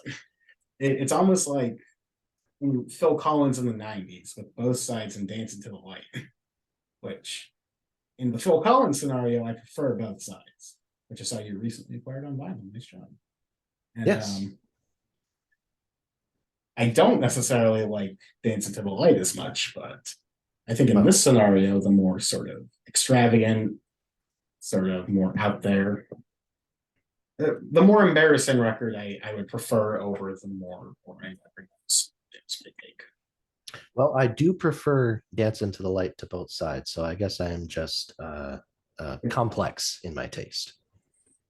Well, implying that there's any complexity to Phil Collins is certainly an interesting assignment. I think he's a Anyways, very complex human being. Maybe not a complex musician, but he's got complex drummer, layers. perhaps. Very complex, very talented. Absolutely. Now, let's talk about a record that people like. Goodbye Yellow Brick Road, often considered his greatest. I feel like it is hard to deny it being one of, if not the greatest double album of all time. And if some people would say the White Album, fuck off. I am close. I'm Well, I'm I'm saying that. I'm saying that. You're telling me to fuck off right now. Is what you're Yeah, doing. you're welcome. But anyways, I don't know. I can't say enough because my Beatles video isn't out yet, but I have very, very conflicting opinions about the White Album. Like, I wanted to say something earlier, but let's just put it this way. It is not in my top half of these. We will get there. I think in terms of double records, this is probably the second best constructed of all time. Number one goes to Stevie by far. I think that pretty much every single song on this record is at least good. And for 17 tracks, nearly 75 minutes of music, I believe, really hard to do. Love Lies Bleeding, Funeral for a Friend, Love Lies Bleeding, Borderline Prague. And that's really the main thing about this record. He runs the gambit of everything that he can do, whether or not he should do it. And the fact that even when he's doing things that necessarily he probably shouldn't, notably Jamaica Jerk Off, he still does it well and is competent at it. Although I definitely think at the high points here are this is more traditional Elton songs. I absolutely love the song is no title. I've seen that movie too, is excellent. The Ballad of Danny Bailey is delightful. Favorite song on the whole record is All the Girls Love Alice, one of my favorite tracks in general. Maybe a bit of Mr. Bernie Taupin not being the nicest to women, but hey, it's fun. Great song. And I think near the end here, Saturday Night's All Right for Fighting. I don't always love his sort of old school, almost to a certain degree, 60s, 50-ish rock pastiches. I think that that's one of his better ones, much better than what he would later do on Blue Moves. And I think Social Disease, Harmony, Roy Rogers closes out the record brilliantly. And those are all great songs without bringing up a single one from what may be the best single album side in all of music. It's hard to really argue against the side one of Goodbye Yellow Brick Road. A Funeral for a Friend, Love Lies Bleeding, Candle in the Wind, Benny and the Jets, Goodbye Yellow Brick Road. I don't know if it goes past that, but just those four songs alone. How do you argue against that? Yeah. You can argue against it because Goodbye Yellow Brick Road isn't on that side. It's on side two. You listen here, mister. That okay, fair enough. I got you on a technicality, but I do agree. It is a fantastic side. All right. Well, I tried my best. Should have pulled out the vinyl that's like 2 feet away from me. Anyways, how much do you want to elaborate on this? Because Mr. Williams needs you for this album. Yes. I won't spoil too much, and I don't think I have to worry about spoiling too much because I haven't done any prep for that video yet. But this is my number 2, 5 stars. I was thinking about it because this used to be 4.5 for me for a really long time, and I was kind of reevaluating. And I was like, why is it that this can't cross the 5-star barrier? And I realized that a large part of it was honestly Jamaica Jerk Off. Yeah. It's a joke song. And I was like, you know what? One of your favorite albums of all time is the White Album. Like it might be my favorite album of all time. Like it might be. And I don't count Wild Honey Pie against it. I don't count any of the stupid shit on that album against it. So why would I count Jamaica Jerk Off against this one? So I will say there are people who go gaga for Funeral for a Friend, Love Lies Bleeding. I am not one of them. It's not one of my very favorite songs on this album by any means, but I do think it's still great. And then, I mean, Candle in the Wind, Benny and the Jets, side 2, Goodbye Yellow Brick Road, both all classics. But yeah, this song has no title. It's fantastic. Gray Seal. Oh my God. Oh, how did I forget that one? Terrific rocker. I think the country songs on this one, Sweet Painted Lady, Danny Bailey, and especially Roy Rogers. Roy Rogers is just a super underrated song. And I love that you have All the Girls Love Alice as one of your favorites. I think that is an incredible rocker. I got to see that one live when I saw him on the farewell tour. and the band was tight, really tight. It was so cool to see. But yeah, it's fantastic, and it's especially incredible when you realize that this album essentially was written in about 3 weeks. Um, Topin wrote the lyrics in about 2.5 weeks. Elton wrote the actual songs in about 3 days, um, which is mind-boggling, especially when you consider that "Wonderful Crazy Night" was also written in about that time frame. So, how the mighty have fallen. Um, Not but enough drugs on that record, basically. no, not nearly. Um, but yeah, absolutely terrific. Again, based off of my rankings, I would put it between Captain Fantastic and Tumbleweed, but I am okay putting it below Tumbleweed since Tumbleweed was your number one. I don't know. Tumbleweed is my favorite, but I feel like just simply because of the fact that Goodbye Yellow Brick Road is double the record and pretty much equally as strong. I can't argue against it. Yeah. I'm good with whatever. Yeah. Part of me wants to put it number one, but at the same time, we'll throw it at number two. I feel like there's one more record that we can talk about, which not going to be this one, but eventually. Talking about Made in England now. I am very conflicted about this record. This is my highest rated 3.5 stars. It is my number 11. So I still do like it quite a bit. However, I think this one is very hit or miss, is the issue. I think that when this album hits, it is pretty much the best thing that he's done since 1975, and it's not even really that close. The issue, however, is there's plenty of misses on here for me. My favorite tracks would be just my favorite tracks on here are Man, Latitude. My favorite one was by far Belfast or Belfast, however you say that. Love that song. Hold, Believe, and Made in England.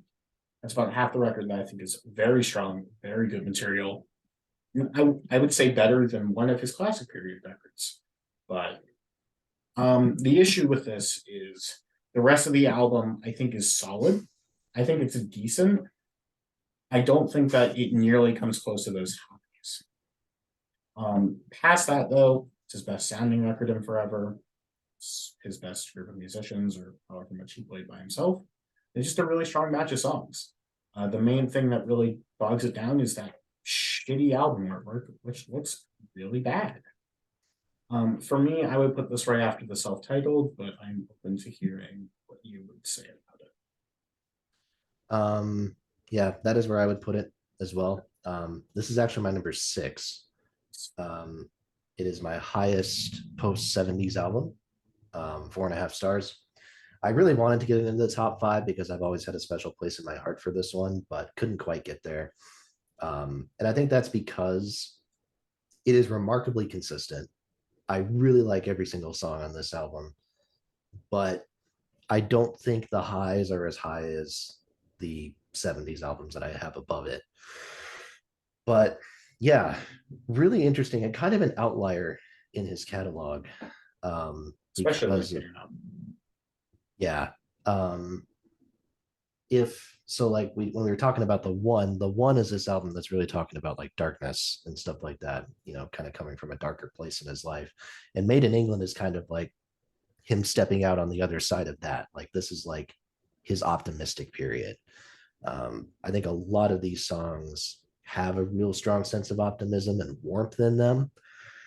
A lot of that comes from the lyrical content. I mean, you have stuff like Blessed, which is literally Tobin writing about his son, his unborn son, I think at the time. But a lot of that comes from the production. Greg Penny is the producer for this one. He never worked with Elton before this. Elton brought him on and really liked the results. Elton loves this album. But the unfortunate part is that Elton was like convinced this was going to be a huge hit and thought he was going to have like a number 1 single from this. He did not. He didn't even have a top 10 single from this. And he was so mad that he essentially fired Greg Penny. And that's why Chris Thomas was brought back for The Big Picture. And Penny has never really worked with Elton again after that, which is unfortunate. But from the little short period of time that we got him, Yeah, this album is fantastic. I really like House. I think that's just super peaceful, really nice. Latitude has that string arrangement from George Martin, which is really cool. Please sounds like a throwback to 60s rock. Like that guitar riff is very Birds like, I think.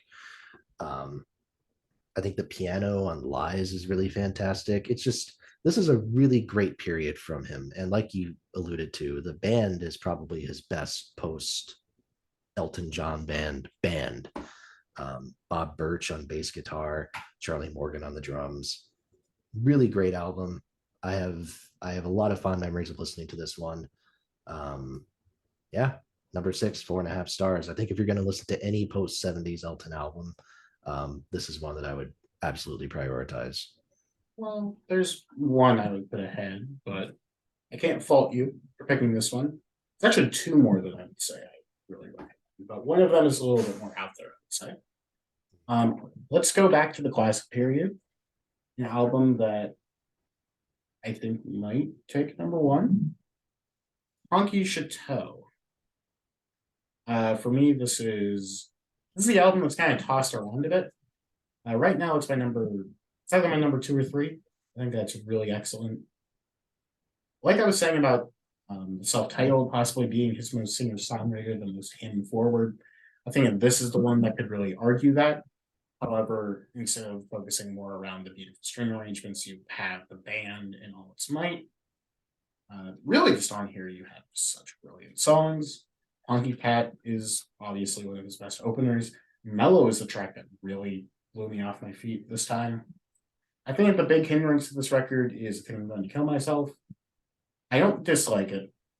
However, I don't think that it really fits the record as well. It's a bit too jaunty, a bit too sort of playful, I would say. But hey, that's Elton for you. Susie is great. Rocket Man, obviously, the classic, the hit that everybody knows for a reason. Excellent. I really think Salvation is a ton of fun. Slave works very well. Probably the highlight of the album, aside from Mellow for me, is Amy, just a really great song. Mona Lisa's and Mad Hatters is the other major hit, and for good reason, incredibly well known. I think it actually closes really, really well with Hercules, one of his more underrated tracks, I would say.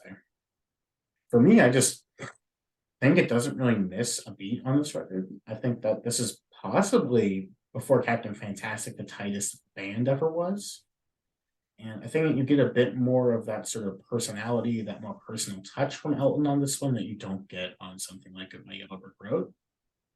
For me, I would put this personally below Tumbleweed Connection, but I think from if I had to say what I think his best record was, I would probably put this above Captain Fantastic.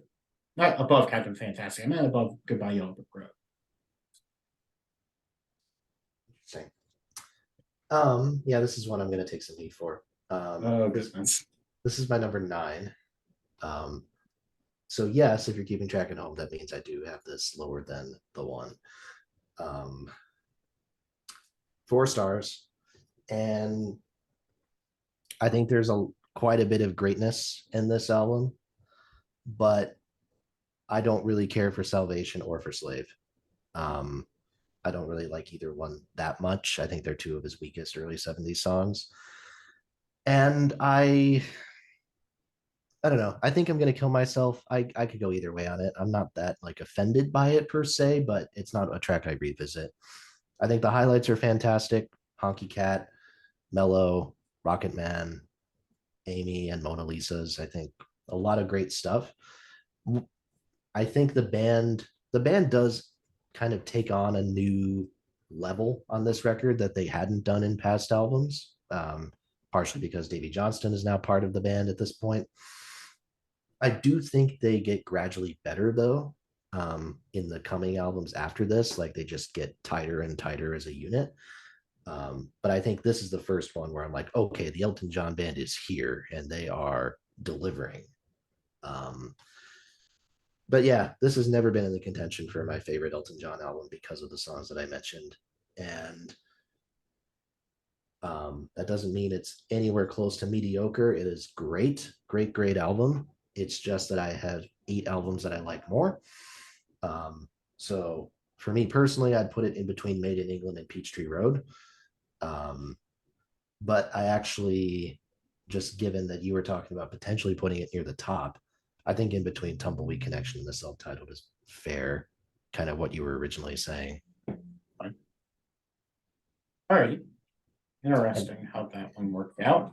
and we are And finally halfway, I believe. oh yeah, we're already nearly at 2 hours.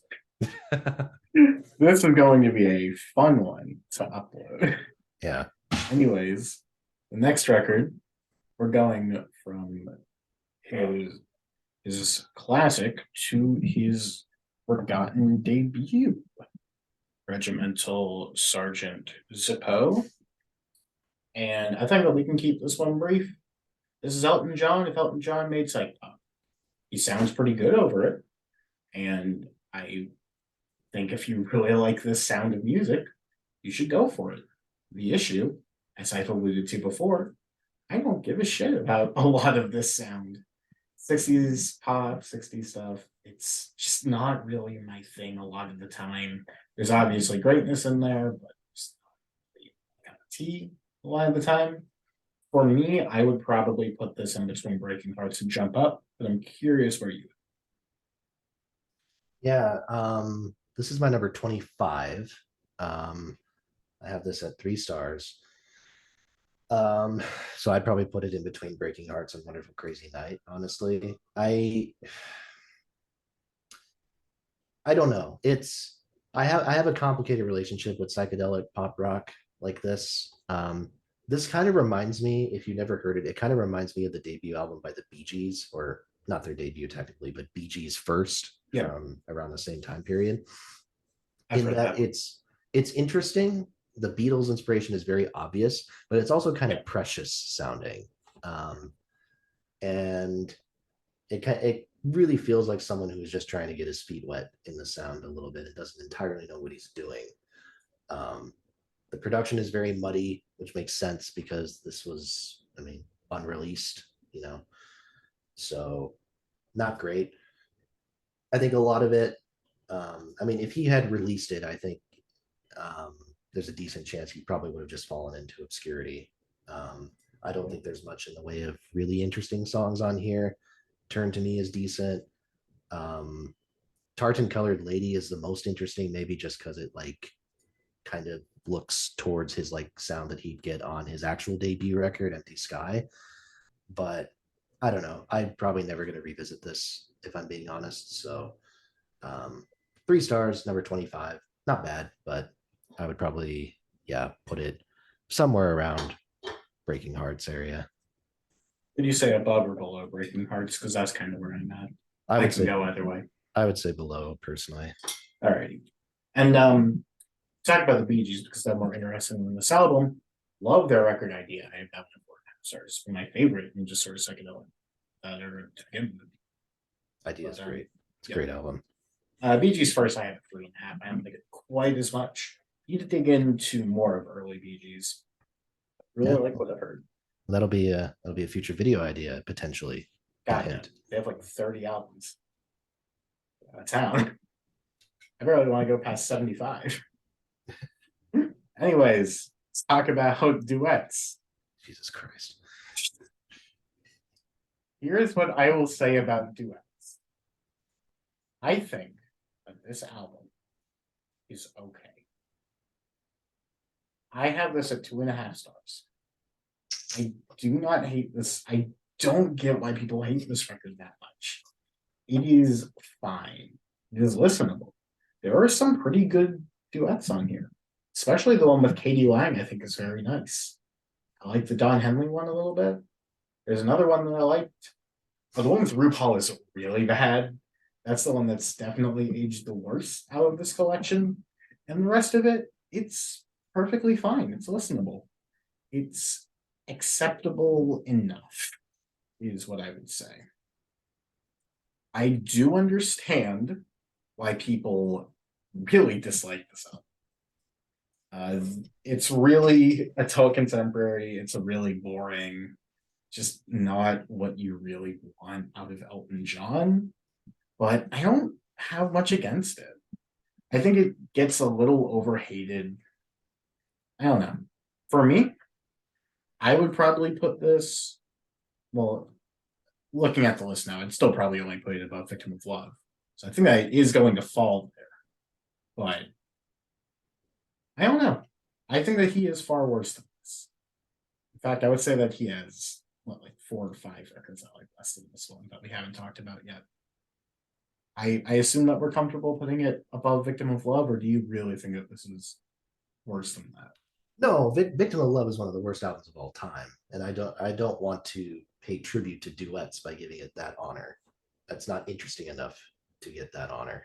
Um, that said, I did have this at my number 32 out of 34, but fuck it, number 33.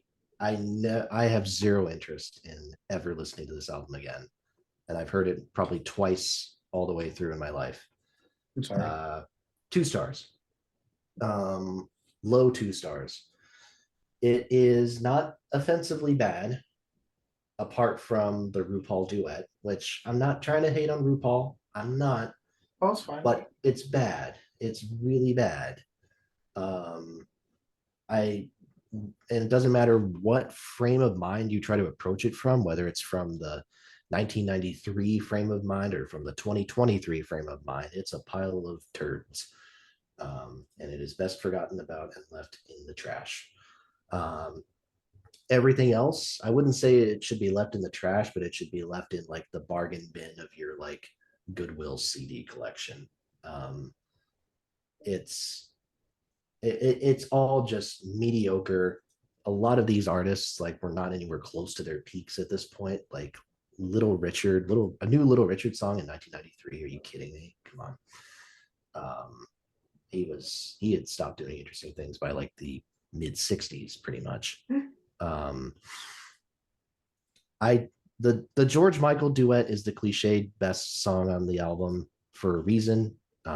It is quite good because George Michael is a great singer, and Elton really sells his part on that one too.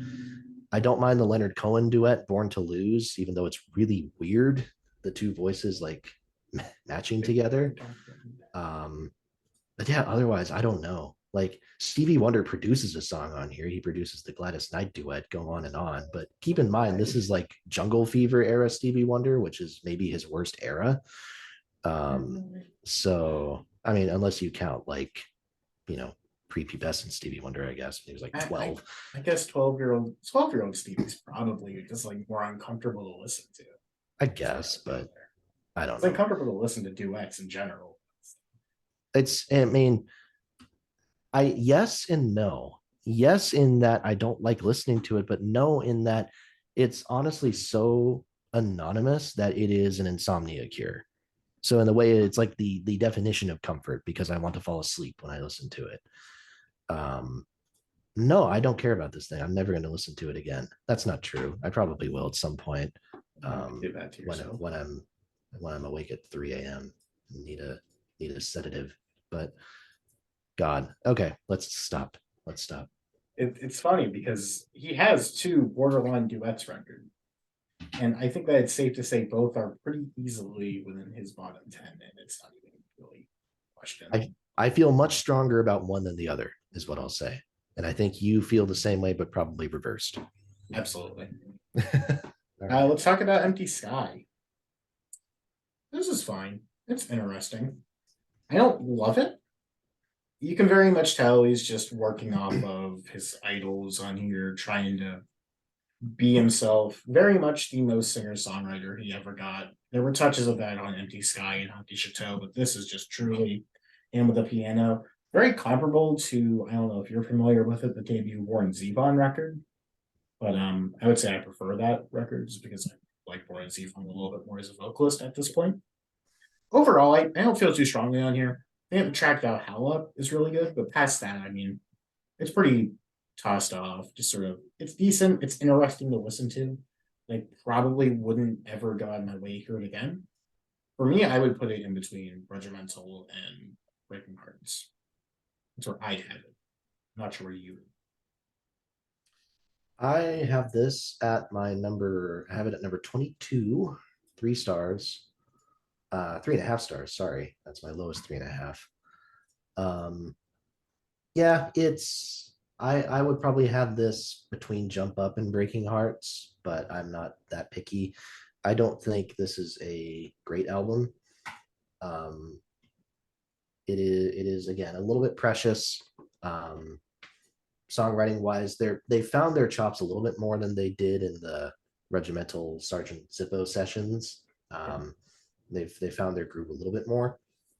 Um, the title track is kind of strange. I think it goes on for too long, if I'm being honest.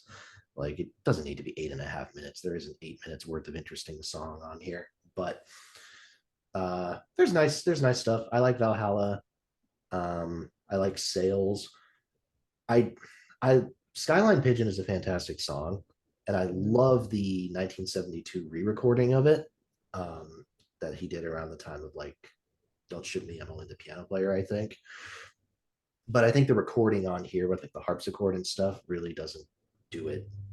It does it a disservice, I think. So um, it's fine. It's a fine little album. It's interesting to hear where he started, and I think um, again, if he had never made another album, it would probably be considered like a forgotten little quirky psychedelic pop gem. Um, Yeah. I will say though, I probably prefer the song "Lady Samantha," which was the single that I think just preceded this record. It's like a bonus track on the CD issue. I think I prefer that one to everything on the album. Alrighty. Well, about enough said about that album. It is really just it's such a false start for him. The 260s albums. Yeah. They really do exist. Let's talk about another album that firmly does exist, being Elton John's A Single Man. I I don't know. This was the one that directly followed Rock of the Westies, I believe. And Blue Moves. yes. I like Blue Moves, and I forgot. This is the one that was directly after Blue Moves, and kind of like the Fox and the other record in between those two, just kind of exists to me. It it's very Elton by numbers, but I think that this one has some pretty high highs. I really like. I believe the song is Madness, something like that. I don't Really? know. I think it's fun. God, I man. I see that I've hit a real itch there for the top of the top for Sir Elton John. But I don't know. I enjoy that one. I think it's fun. Um, I don't remember what I even liked on this album because it's just I don't think that there's anything too strongly on it. It is what it is. It's Elton John. He doesn't have the band with him. I also like I Don't Care and It Ain't Gonna Be Easy. The rest of the songs, I feel like they're there. It's 70s Elton. It's not unlistenable. It's a fine listen, but I mean it just doesn't have the peaks that anything else of that era would. And it's not as interestingly bad as like Victim of Love is, for what it's worth. I'm not saying to play it below Victim of Love, mind you, but I'm just saying it's not as interesting to me. I'd probably put this one above Empty Sky, is where I'm thinking. But Yeah, this this album has some defenders I've seen. Um, I and I think don't Clay get really liked it. yeah, and I don't get it. Um, this is it's not among my least favorites. It's my number 27. I have it at 3 stars. Um, so I would put it probably just above Wonderful Crazy Night personally. Um, but yeah, this I don't think this album entirely knows where what it wants to be. Um, it is a mixture of kind of soft pop with stuff like Return to Paradise and Shooting Star, which is like, I mean, it's inching so close to yacht rock, you can like feel the waves right next to the fucking boat. Um, but then you have stuff like I Don't Care and especially Madness, which are him really just diving headfirst into disco type beats and things like that. And here's the thing: Blue Moves does disco. We'll talk about Blue Moves, um, but there's something about Elton's approach here. I don't know if it's a production thing. Clive Franks joins on production. This is the first one that he did without Gus Dudgeon, his classic producer, going back to the debut album. I don't know if they just boosted the treble. I think some of it is also Elton like singing in a really high register. But I don't like either of those songs at all. At all. Big Dipper is really stupid. It ain't gonna be easy. It's too long. Again, it's this blues rock song that doesn't need to be 8.5 minutes long. It just doesn't. Um, Shine On Through, I like, but I do prefer the Tom Bell Sessions version of it. It's not on the original EP, it's on like the compilation album that they did in '89. I will say the Tom Bell Sessions, I'm not as crazy about them as some people are. Some people think that's like a highlight of like his post 70s output. I don't, but I do think it's better than this. My favorite song, it probably is Shine On Through, if I'm being honest. I guess Part Time Love is okay. I Cry at Night is one of the bonus tracks. That one's nice, but it's anonymous. I think this is the real downward slope for late career Elton. So 3 stars, but it's one of my lowest 3 stars. I'd probably agree with that. Blue Moves is kind of where my favor towards him really ends at that point. And after this, it's just kind of tracks at best. I don't think I have a single one of his 80s records above 3. So next up, talking about a couple records back with Caribou. Obviously, the big hits, Bitches Back, others, they're fun. They're good. I like them. But the real highlight to Caribou is the band. I think this and Captain Fantastic back to back, this is by far the peak of the band. They are so good. They are killer. Love the playing. I think that they've really gelled into a proper unit here. And just the songs as well. The Closer Ticking is maybe my favorite closer he ever did. It is so good. I think it's like 7-8 minutes long, and it is just incredible. Front to back. Don't Let the Sun Go Down on Me is a bunch of fun. You're So Sad. You're So Static is really good. Pinky, of course. There's plenty of really great songs outside of the obvious Bitches Back. And I think that it's a real showcase of really just everybody operating from a very strong moment. I wouldn't necessarily say that this is anywhere near his best crop of material. However, I think very much is the case in the 70s. The band is really just what elevates it over the top. Because if it were more singer-songwriter focused, I don't think Elton's material would shine nearly as thoroughly as it does. It is really just them as a unit that was able to make Elton into the star that he became. For me, I would have this above the debut, below Hunky Chateau. This is my 6th favorite Elton record, my first one at 4.5 stars. So. Cool. This one used to be really low for me. This, I think I compiled my list about a year ago. This was my number 22. It has risen, though. I will say, when I was revisiting records and revisiting songs, this album jumped up more than any other one. No pun intended.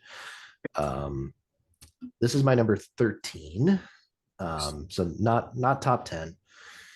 4 stars. The reason it's not top 10 is, while I do agree that the band is fantastic on this, I don't think the same can be said for some of the songs.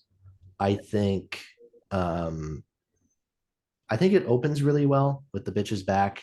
I think Pinky is really underrated. I really like Dixie Lily too, but Solar Prestige Come On, I suppose it's a joke. It's not funny. And I don't think the playing is enough to salvage that song from being, that might be his very worst song from the first half of the 70s. In just trying to think over the catalog right now, I think it might be. And I don't like Ticking as much as some people do. I think it's very good, but I think if I'm picking highlights from this record, I would do Bitches Back and Pinky. I've Seen the Saucers. Oh God, the band is so good on that one. And then Don't Let the Sun Go Down on Me, I think, is one of his best hit songs. Over dramatic for sure, but I love it for that. I love the backing vocals from um, Carl Wilson and Bruce Johnson of the Beach Boys. Tony Tennille of Captain and Tennille is on there too. Um, there's a lot of really great stuff on here, and like you said, the band is on fire. So even the songs that are more mediocre, like I don't know, Stinker or something like that, I think the band saves it from being just totally in one ear and out the other.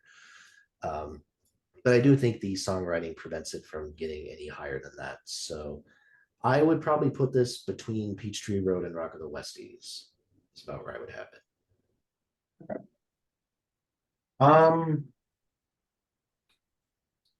I would want it above Made in England, but I think above Peachtree Road is a fair compromise I think that's fair. Yeah. because I have it very high up the list, and Peachtree Road is like mid tens for me. So Yeah, that's fair. let's talk about another record very close in the timeline to it, and one that I've seen some very interesting opinions on from some people. Let's talk about Blue Moves. Let's get one thing straight. Directing this at a good friend Eric. This is not even close to his worst of the 70s. Come on, man. No, but anyways, this is his second double record, and even I can admit this doesn't need to be a double album. It was just too much material, even though I do like it quite a bit. One thing that I want to say is I think that this may be a little bit unpopular, but for me, I think that Tonight is absolutely fantastic. I love that song. Pretty much an opener to the record, although not really, but I think that it is just so great at the front of it. Cage the Songbird is incredible.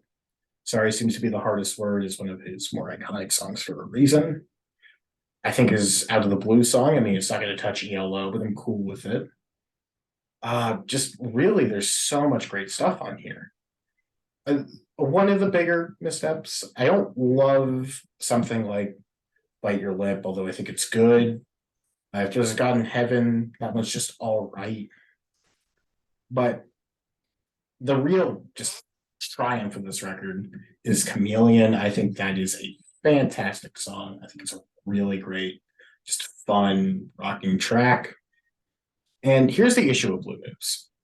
Very much like Rock of the Westies, I would say that it's starting to feel a bit like my numbers.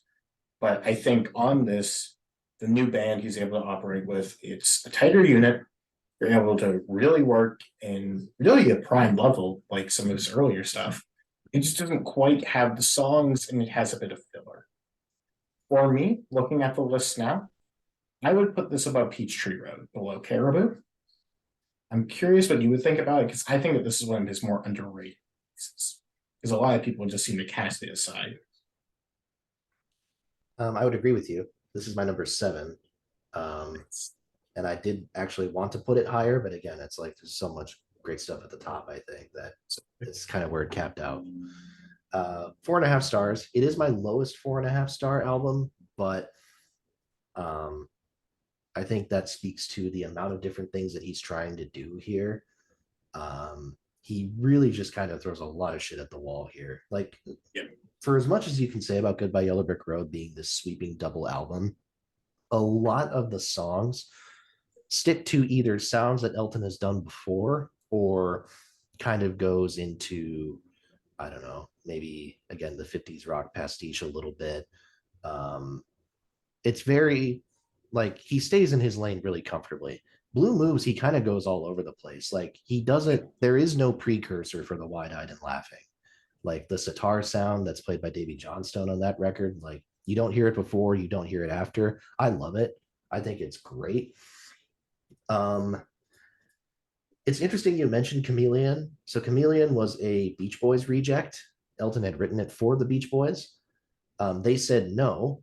Why I don't entirely understand. Not because Chameleon, I don't think Chameleon is a great song, but I mean the Beach Boys like 1976 album was fucking 15 Big Ones, which they dropped some big ones, all right. They could have used a song like Chameleon. Yeah, it's a Chameleon would be better than I think almost every song on 15 Big Ones.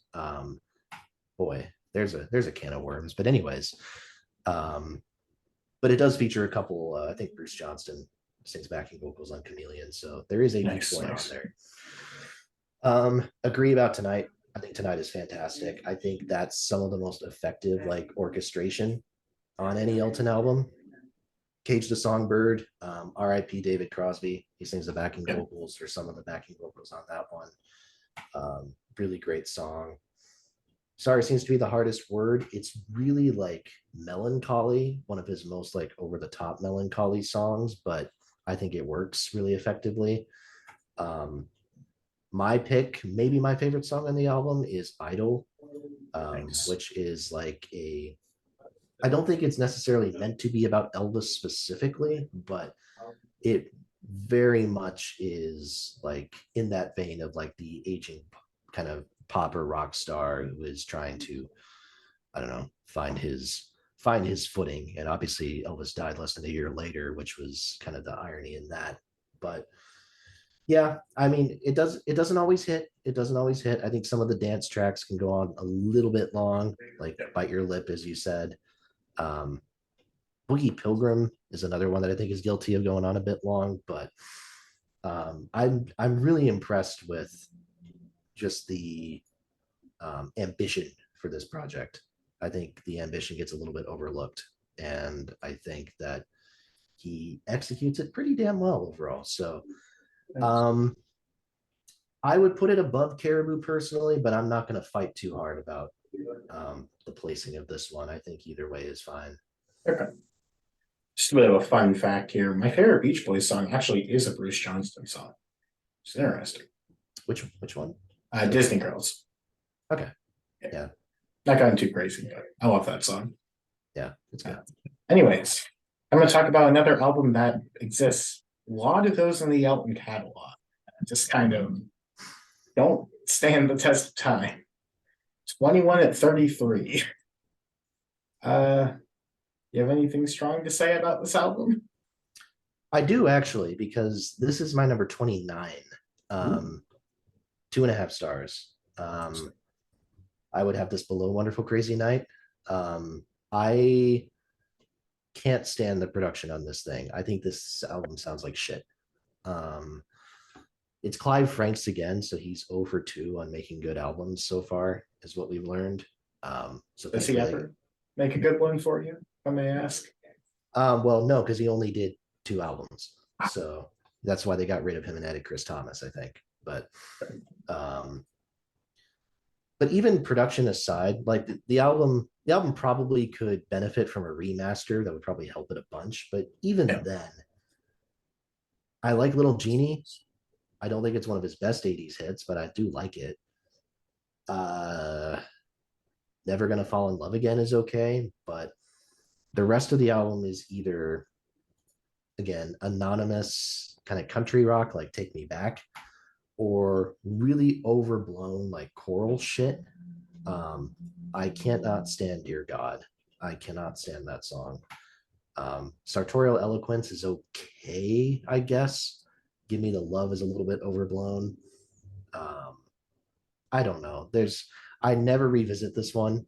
It is, I think, what I can even look, it is my third least favorite 80s album. So I have it below quite a few of his other stuff. So yeah, I would have it above Duets. I don't think I would put it above Wonderful Crazy Night though. I'm fine with that. I like Chasing the Crown. I think that one's fun. Like White Lady, White Powder a little bit, but for the most part, it's not great. I don't know. This guy had probably the most sort of yacht rocky he ever got, which is weird considering he literally had Doobie Brothers on other records. But I mean, Yeah, it, but like the problem is I actually like the sound of a lot of yacht rock records, just like yeah, the synths and stuff, and I don't like the sound of this album at all. interesting. I never had too much wrong with the production on that one, but I can see it. We'll probably agree on the production areas of later records, so it's okay. Yeah. Talking about later records, I think that this is not the very last one, the last sort of like truly light period we have to talk about being the diving board, which a little bit of a sort of fun thing to plant this album cover. The dude kind of looks like Danny DeVito to me from the back. That's what I always got. Sort of shorter, scrawnier Very, dude. a very young Danny DeVito, sure. Yes, yes, we'll go with that. Past that though, this album, it's fine. I kind of always viewed this one as more of his like darker later period. That's kind of what I always heard of being billed as. And that's true. It's also very boring. It kind of just skates by. It doesn't do a ton. There's not like a really standout track either, from what I remember. It's interesting to listen to, and I appreciate him doing a record like this. However, maybe he should have took the plunge off the diving board into a memorable melody or two, is kind of what I'm thinking. I have this one at 2.5, probably for me above duets. Wow. I don't feel strongly about this album though. So Um, dang. to clarify, it's my highest rated 2.5. We haven't talked about most of my least favorite album records yet, so Yeah, we've dodged a lot of bad ones so far. I will which is say going that. to be fun when they come knocking at the door one after another. Yeah, yeah. So viewers, stay tuned to the end of the video. That's assuming anybody stayed. We're already like 2 hours deep. Right. Diving Board is my number 15, 4 stars. That was a big disagreement. I I do agree that it is one note throughout, but what I appreciate is that this album, more than I think any other in his discography, really focuses on Elton John as a piano player. And we have not talked about Elton as a pianist enough, but he is fantastic. Um, I think so. We'll make the Billy Joel comparison because everyone loves to do that, and it's going to be really apparent on one album later on, which we'll get to, maybe two. But I think Billy Joel is probably a flashier player and a better player technically, but Elton really knows how to just kind of sit in the pocket and just like riff on chords. Yeah, yeah, great album. I'm good with props today. Yeah, I know. Yeah, you have two props of albums that are not Elton John and a Hot Space CD, I guess. But when like Hey, I had Honky Chateau up. there you go. Yeah. All right, I guess that's something. But anyways, but yeah, I think this album, just the piano playing on this one is just so smooth and so forward in the mix. T-Bone Burnett producing this one. Um, it's really enjoyable to listen to. I think the songs they're more mature. I think I don't think they're dark in the way that the one is or like Peachtree Road is, as far as like meditating on like mortality. Um, one or two, I guess, probably, but like Oceans Away is dark, but that's because it's literally talking about soldiers who are like, you know, sent off to war and their grave sites end up being in like a country across the ocean or whatever. Um, it talks about there's a couple of character portraits. It talks about Oscar Wilde and Oscar Wilde's kind of battle with like being homosexual and being discriminated against that. Um, the pianist Thomas Wiggins, aka Blind Tom. There's some interesting lyrical ideas here. And I think the sound of the record, both the ones where it is just piano and voice and the ones where it is like there's like drums and maybe some backing vocalists as well. I think it builds off of what Elton did in the past couple of albums and makes it a little bit more interesting. So I think it is the best thing he's done in the last decade, except for one song, which we'll get to. But um, it's not enough to crack like my top 10 or anything crazy like that. It's definitely not my favorite 2000s album. It is my favorite 2010s album. Stiff competition. Yeah, yeah. I would put it personally between the Fox and Too Low for Zero.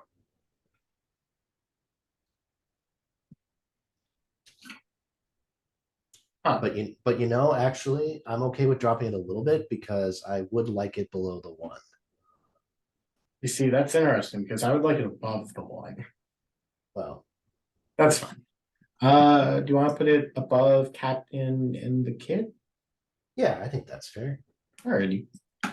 Now, this next record, I think, aside from we've had two pretty major disagreements, I think this might be the biggest one that we're going to have. Because I suspect that you really like this record a lot. I think it is barely okay. The record in question is Sleeping with the Past. Here's the thing. I think Sacrifice is very good. I think that is a great single. I do not like anything else on the rest of this record much at all. I think I might be as bold as to say this is my least favorite any of his records have sounded. Even outside of some of the ones that we've talked about, I do not like the production on this record at all. I think that just to my ears, it is vile. I don't think that the songs are very good at all, really. I have this at 2.5 simply because I view it as this is kind of how people describe duets to me. I think it is really painfully dull. It doesn't sound good. It's very of its time. This was 1989, correct? And you can kind of tell it's like he's not trying to be over the top 80s as everything is, but there's still those really dated synths. I just don't like much of anything on this album aside from Sacrifice. To be blunt with you, I have this above Victim of Love out of this list. It is very narrowly not 2 stars for me. I don't get the hype about this record at all. And now for a totally different point of view. I think I think this is about as big of a disagreement as we had with the one. I think if Yeah. you do the math on it. Yeah. This is my number 11. 4 stars. I so if you're keeping track at home, I would put this just below Peachtree Road. Um, this album, so it's I mentioned Billy Joel when we were talking about um, the diving board just now. And this is one of the albums I wanted to make the comparison to because if we remember, Billy Joel had that great album in 83, I believe, called An Innocent Man. That is a pastiche. Yep, great album. It is a pastiche. It is a tribute of 50s and 60s soul music. Um, and it's a great album. It's probably a top 5 Billy Joel album for me, if I'm being honest. Yeah. And this is Elton's version of that. It is his tribute to 50s and 60s soul and R&B songs. And I think it's better. Um, I I think the production critique is fair. Again, it's our friend Chris Thomas doing what he does best. It's very icy sounding, but I don't mind that. I like the kind of twist to it. It's like what Joel is doing on his album is like a more straightforward, just like, here's the sound of the 60s. Here's the sound of all these different groups. And I'm going to do it as if they were just re-recording now again. And Elton is kind of like, it feels like there's a new kind of hazy twist to it that I like. And I'm going to be honest with you, I think these songs are all great. Sacrifice, yeah, the Sacrifice Healing Hands, I think it was a double A-sided single. I think that is his best single of the 80s, above anything else. But I think other stuff like Stone's Throw from Hurtin', I think that's great. I love the like really kind of soft spoken vocal on that one. Blue Avenue, I think, is fantastic. Durban Deep has this really cool vocal effect, like just like normally like when you add reverb to a voice, what happens is like the actual like reverberation, like the echo starts in the center and then like spreads to like the side of the mix. Same thing with like delay. That's just how it normally works. And Elton reverses the effect here so that it starts from the sides of the mix and goes towards the center. It's not something I've really heard done before. And it's a really strange effect, but I think it works super well. But yeah, and even the stuff like Club at the End of the Street and Amazes Me, which are more just kind of straightforward pastiches, I like those. I like those quite a bit. So yeah, I wanted this to be in my top 10. It didn't quite make it, but I would have this at number 11. I would again, like I said, I would have this just below Peachtree Road, but I think as far as meeting in the middle, um, For what it's worth, I think it's better than the one. That's kind of where I'm at. so do you want to put it below Too Low for Zero? I guess I think that we have the one too high, to be honest with you. But I mean, I know that you feel very strongly towards that record. I do. So it's just like, it is what it is. Yeah. And I pulled out, as I said, CD. I was just looking, I like 8 songs on this more than I like Sacrifice. I don't even think these two records are comparable in quality. So Dang. Yeah. I I have them both at 4 stars. So I have that one at 4 stars. nice. I don't know if it'd be a top 5 Joel for me. Trying to think. Stranger, 52nd Street, probably Nylon Curtain, Turnstiles. Do I like it more than Street Life Serenade? Oh, I 100% do. I like it way more than Nylon Curtain, if I'm being honest. So We'll put never gotten the Nylon Curtain hype. we'll put a tab on that one.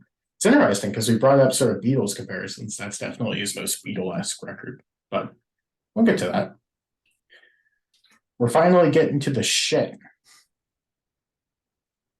Leather Jackets time. This is, to me, his worst record.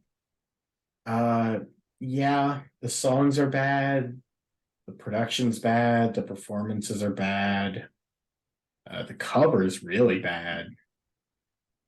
There's just, to be frank, nothing good about this album.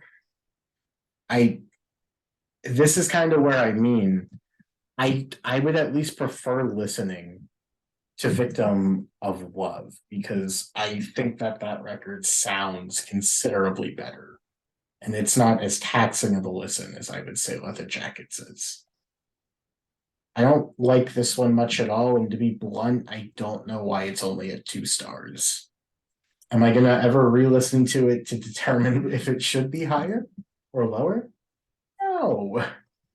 But yeah, not good at all. So this is my number 4. I Are you sure? yeah, I don't know what you're talking about, man. I think like the song Slow Rivers, like Cliff Richard, man, like there's a talent right there. Cliff Richard, like best artist of all time. My Um, apologies. I forgot about Cliff Richard. Yes. I think anything that Cliff Richard touches is a instant classic. Um, it is the best song on the album. I will say that. Um, but yeah, this is 2 stars. It is my number 32. It is very bad. The production is terrible. Um, the problem with these two 80s albums, this one and the one that came before it, is that Gus Dudgeon is on production. Now, if you remember, Gus Dudgeon, same guy who produced the classic Elton albums that sound fantastic.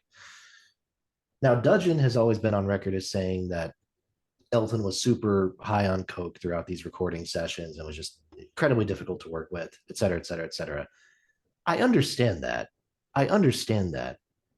But we can't just put all the blame on Elton for these albums sounding like tin cans. Like Gus Dudgeon really did not adapt well to the 80s. These things sound awful. Um, I love the Elton John quote about leather jackets. He said it was about as close to an unmitigated disaster than anything I've ever released. And quote, overall, leather jackets had 4 legs, a tail, and barked if a postman came to the door, which I think is just an amazing way of describing this truly dog of an album. Um, Don't Trust That Woman. Horrible lyrics, horrible lyrics. Probably the only misogynistic lyrics in the Elton John catalog that were not written by Bernie Taupin. You can thank Cher for those ones, ironically enough.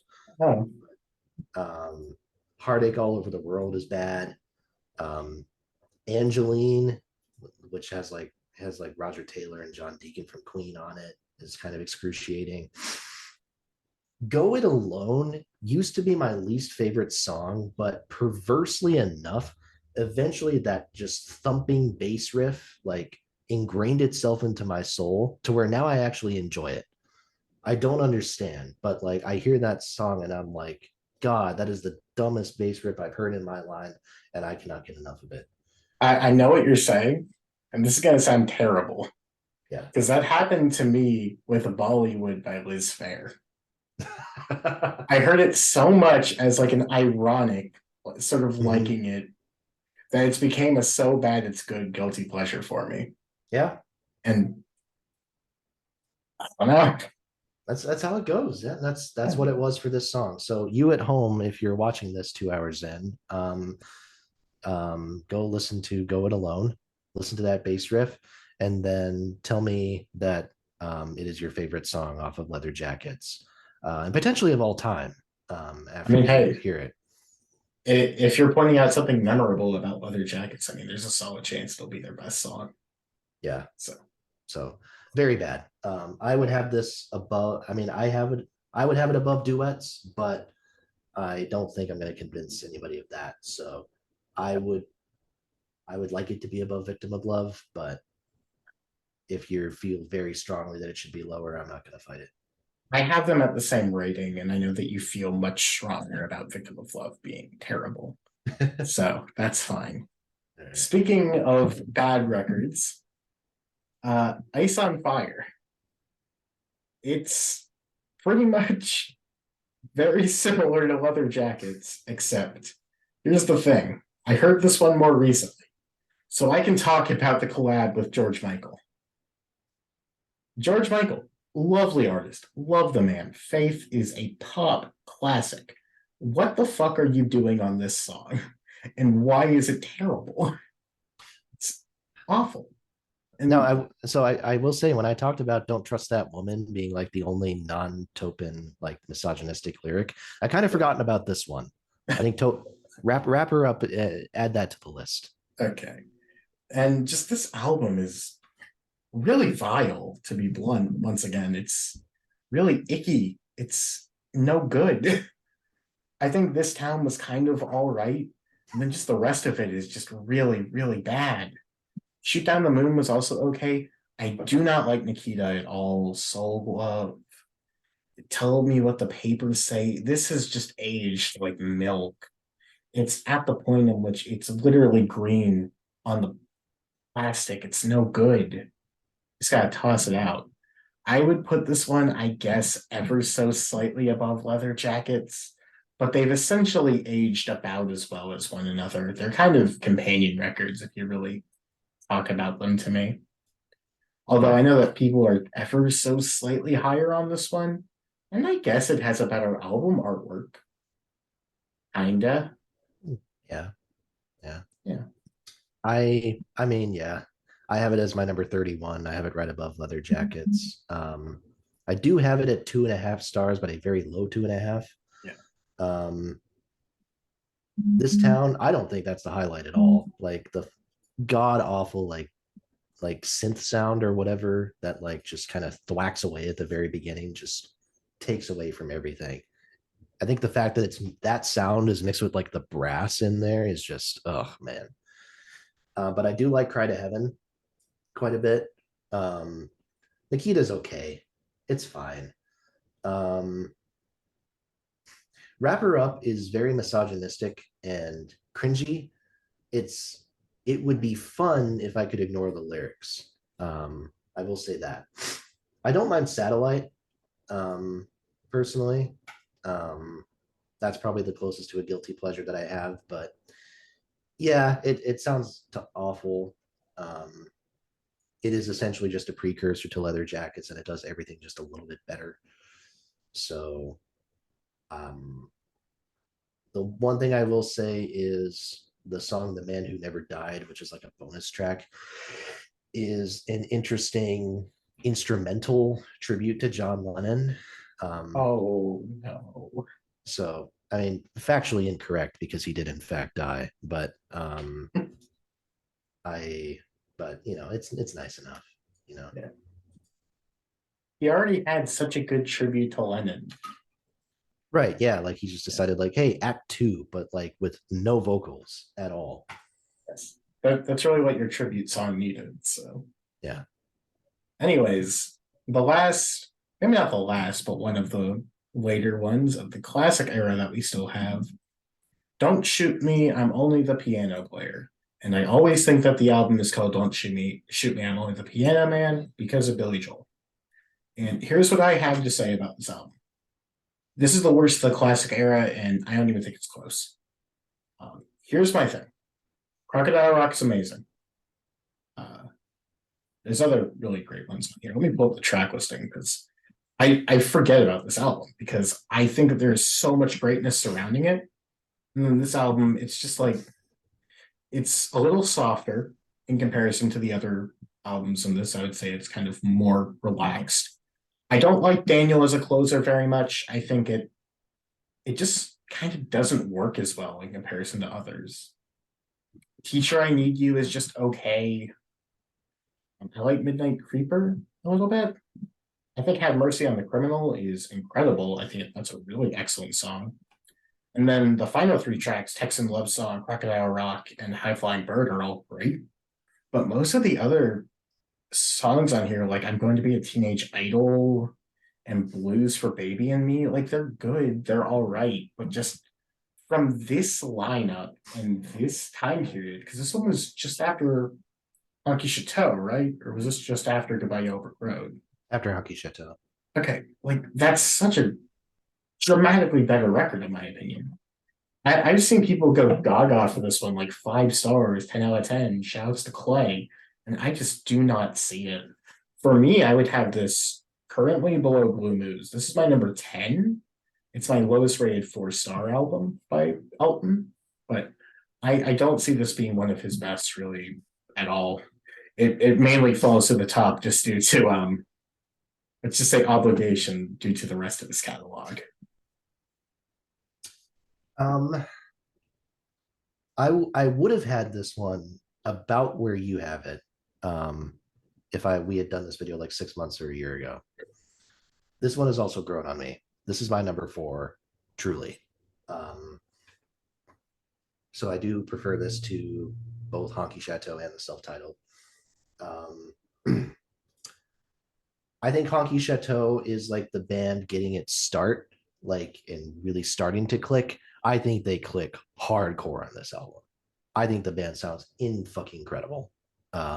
And I don't think they let off for the 3 albums following it. Daniel, it's a very like low key opener, but I like that it's different. I think it works in kind of an off the wall sort of way. I don't think most of these songs are like among his most significant, and I think that's why I don't have it higher than say like Tumbleweed Connection. I think this is a more lightweight group of songs, certainly. Teacher, I Need You, I'm Gonna Be a Teenage Idol, Midnight Creeper. They're not like heavy songs, but the band is so good on all of these. Like Teacher, I Need You, like just like the piano riffs and stuff like that. It flies out of the speakers or the headphones or what have you. I agree. Have Mercy on the Criminal is fantastic. It didn't used to be among my favorite songs on the album, and then I heard that one live when he performed it on tour, and oh my god, it was incredible. Davey Johnston's guitar solo just cuts through like a ton of bricks, and even Elton's old man voice really suited the song well. Elderberry Wine is really energetic. I love Texan Love Song. That's kind of a precursor to Roy Rogers, I think. Crocodile Rock, it's honestly probably a bottom. That might be a bottom 2 or 3 song for me on the record, if I'm being honest. I think the Pastiche is a little bit over the top, and I think that's one of the hit songs of his that I am a little bit fatigued of still. But yeah, I think it's great. I think the band is on fire. I think the string arrangements that are here are very tastefully done. And yeah, it's my number 4. I would personally have it above Honky Chateau. I think maybe putting it above Made in England would be a reasonable compromise. Yeah, I think that that's fair because I have Made in England at 3.5, so that works for me. Okay. I will say Crocodile Rock. I think it's very much a precursor to something like Saturday Night's All Right for Fighting, and Saturday Nights is just way better. To be Yeah. blunt, Yeah. I think Crocodile Rock works very well for what it's worth. I think it would be a much better either album opener or album closer. I think it's really weird where it's placed on the record at second to last. Mhm. Like it just doesn't feel like a song that you would put there. Yeah. I don't know. The bookends of that record are very strange to me. Yeah. It's one of his weirder, I would say, which is definitely not the case for the musicality, but the sequencing. Very Hell, interesting sequencing for sure. I could see how it takes some time to love, would be Yeah. kind of a good way to put it. Yeah. Talking about an album that nobody loves, Right Strikes Back. This is essentially the record. This is basically Leather Jacket's Ice on Fire, but just slightly better sounding. The songs still kind of suck. It still doesn't sound good. I kind of like the album artwork. I know you don't. There's just so little of intrigue about this record. He striked back into the gutter of a bowling alley. Like, there's just not much good about it, but it's not horrible. I have this above Ice on Fire, is where I would put it. I just think that there is so little of note about this album. It's just the least interesting of his bad records, I would say. It's like the story of the album is far more interesting than the actual album. Is where I would put it. So Yeah, the story behind it is interesting. I mean, it's kind of a comeback record for him after he took some time off to get vocal surgery. yeah. And people say that his voice sounds different on this album. I don't hear it. It's Yeah. not as scratchy, I guess, but like, it's still I think he sounds good on it. This is my number 26. 3 stars. I would have it above A Single Man. I the songs on here, there's a lot of songs that are just kind of either mediocre or just a little bit strange. Um, Japanese Hands is one of the ones that is just kind of strange. Goodbye Marlon Brando is I think someone on our mutual Discord chat compared it to We Didn't Start the Fire, which I can hear. I'm going to be honest. I prefer this song, but that's because I despise We Didn't Start the Fire. We Didn't Start the Fire is Billy Joel's worst hit. I can say that. I think it's his worst song. I wouldn't go that far. There's some stuff on River of Dreams that I think is really bad. Yeah, I don't know. Anyways, we'll do Billy Joel eventually. Yeah, one day. And I don't want to go on with You Like That. Hit number 2 on the charts, and I want to know why. Like, I understand it's 1988, but there's way better songs, like I don't know. That's one of my least favorite Elton John hit songs. Might be my least favorite, actually. Very anonymous. But I do like Mona Lisa's and Mad Hatter's Part 2. I actually think that's a great song, if I'm being honest. It's so fucking over the top. It's the exact opposite of the original song, and I think that's why it works. Heavy Traffic is kind of fun. Poor Cow has very misogynistic lyrics. That's Howie. Yeah, we'll just keep going. But something, I don't know, something about the little synth riff in like the kind of the outros of the choruses and stuff like that. I kind of like that, but maybe in the same way that I like the bass riff on Go It Alone. And Since God Invented Girls is it's a cheesy Brian Wilson tribute with Carl and Bruce again on backing vocals, but I don't mind it. Again, lyrically problematic, but I think the melody and the song itself is decent. I don't know. I'm not into this one all that much. I would have it above A Single Man, but I'm okay with putting it a couple spots lower, but I absolutely insist on it being higher than duets. Yeah, I was gonna say, I know that you feel very strongly about duets. Do you just want to put it above that?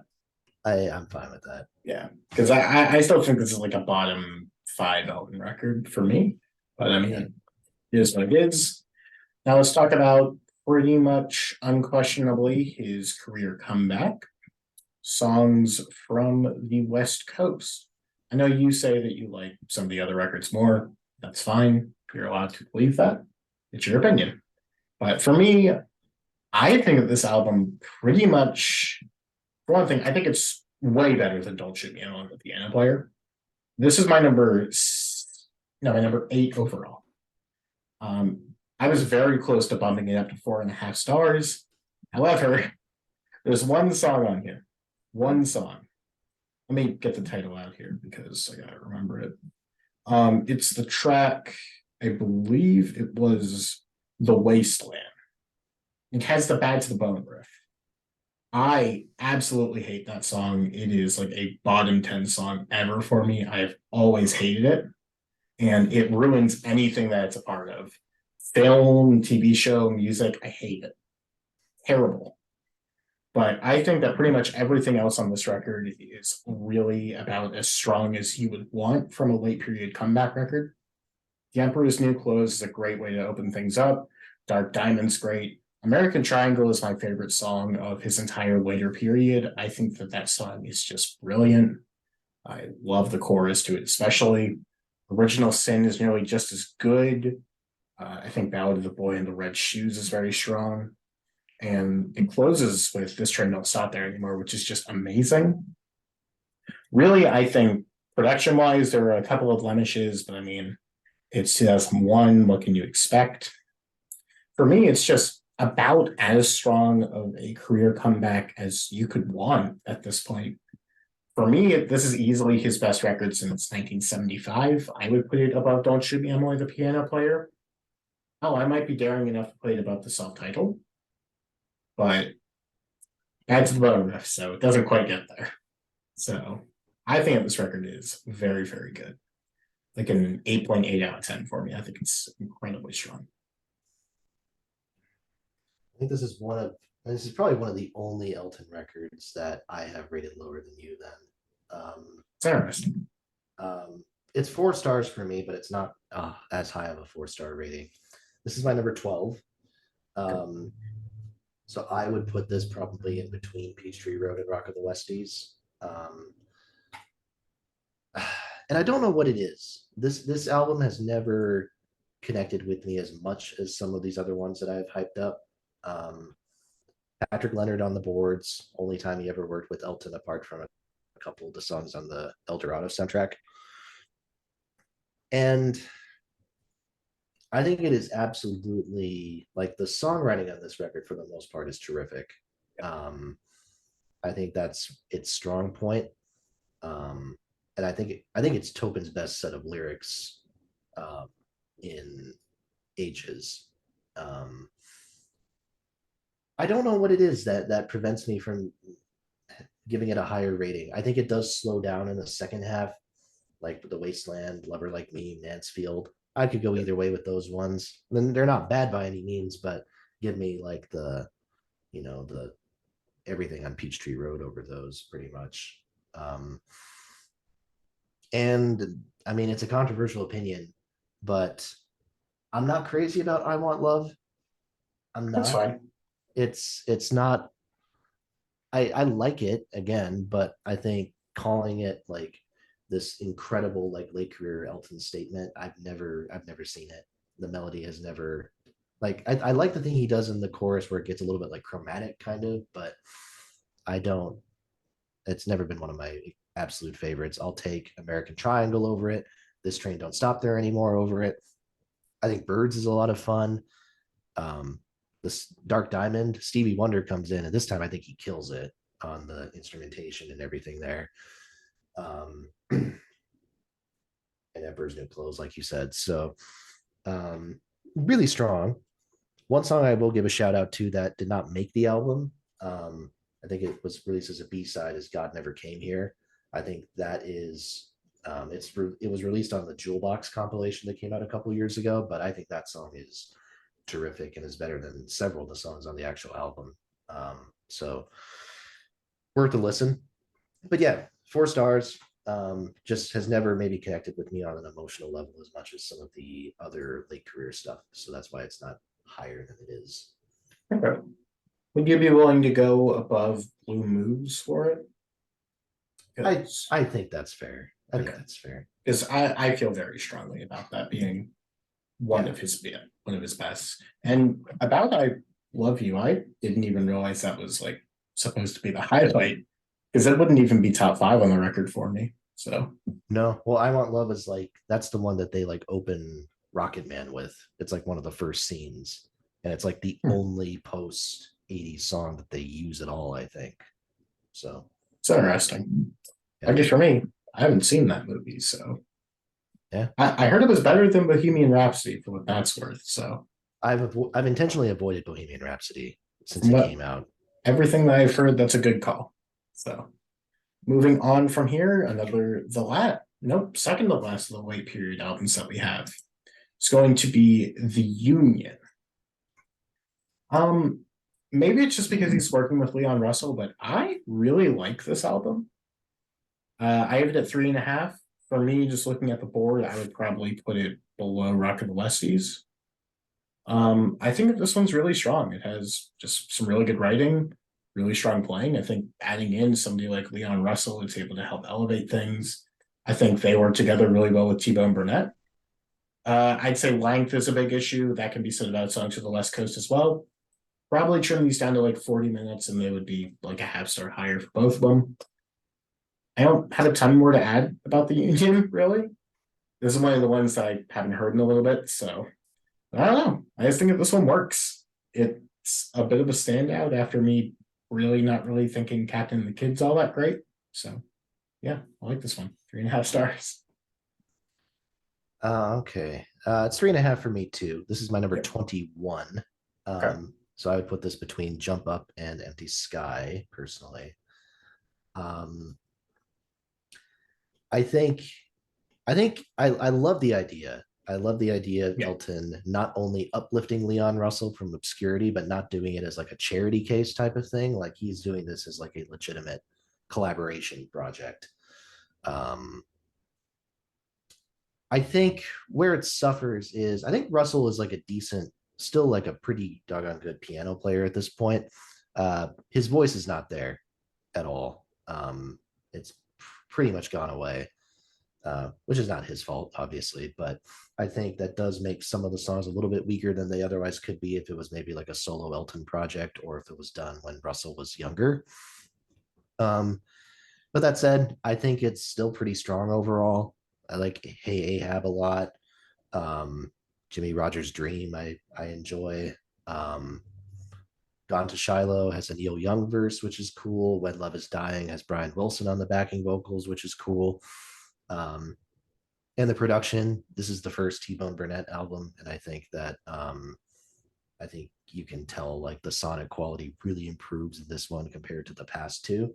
Um, so yeah, I think it's strong overall. I think it's a good set of songs, but it just falls in the middle of the pack because there's a bunch of albums that I like more. Fair enough.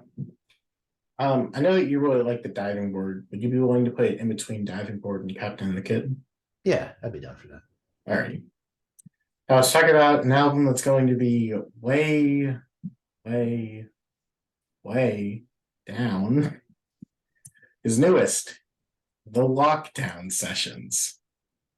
Here's what I will say.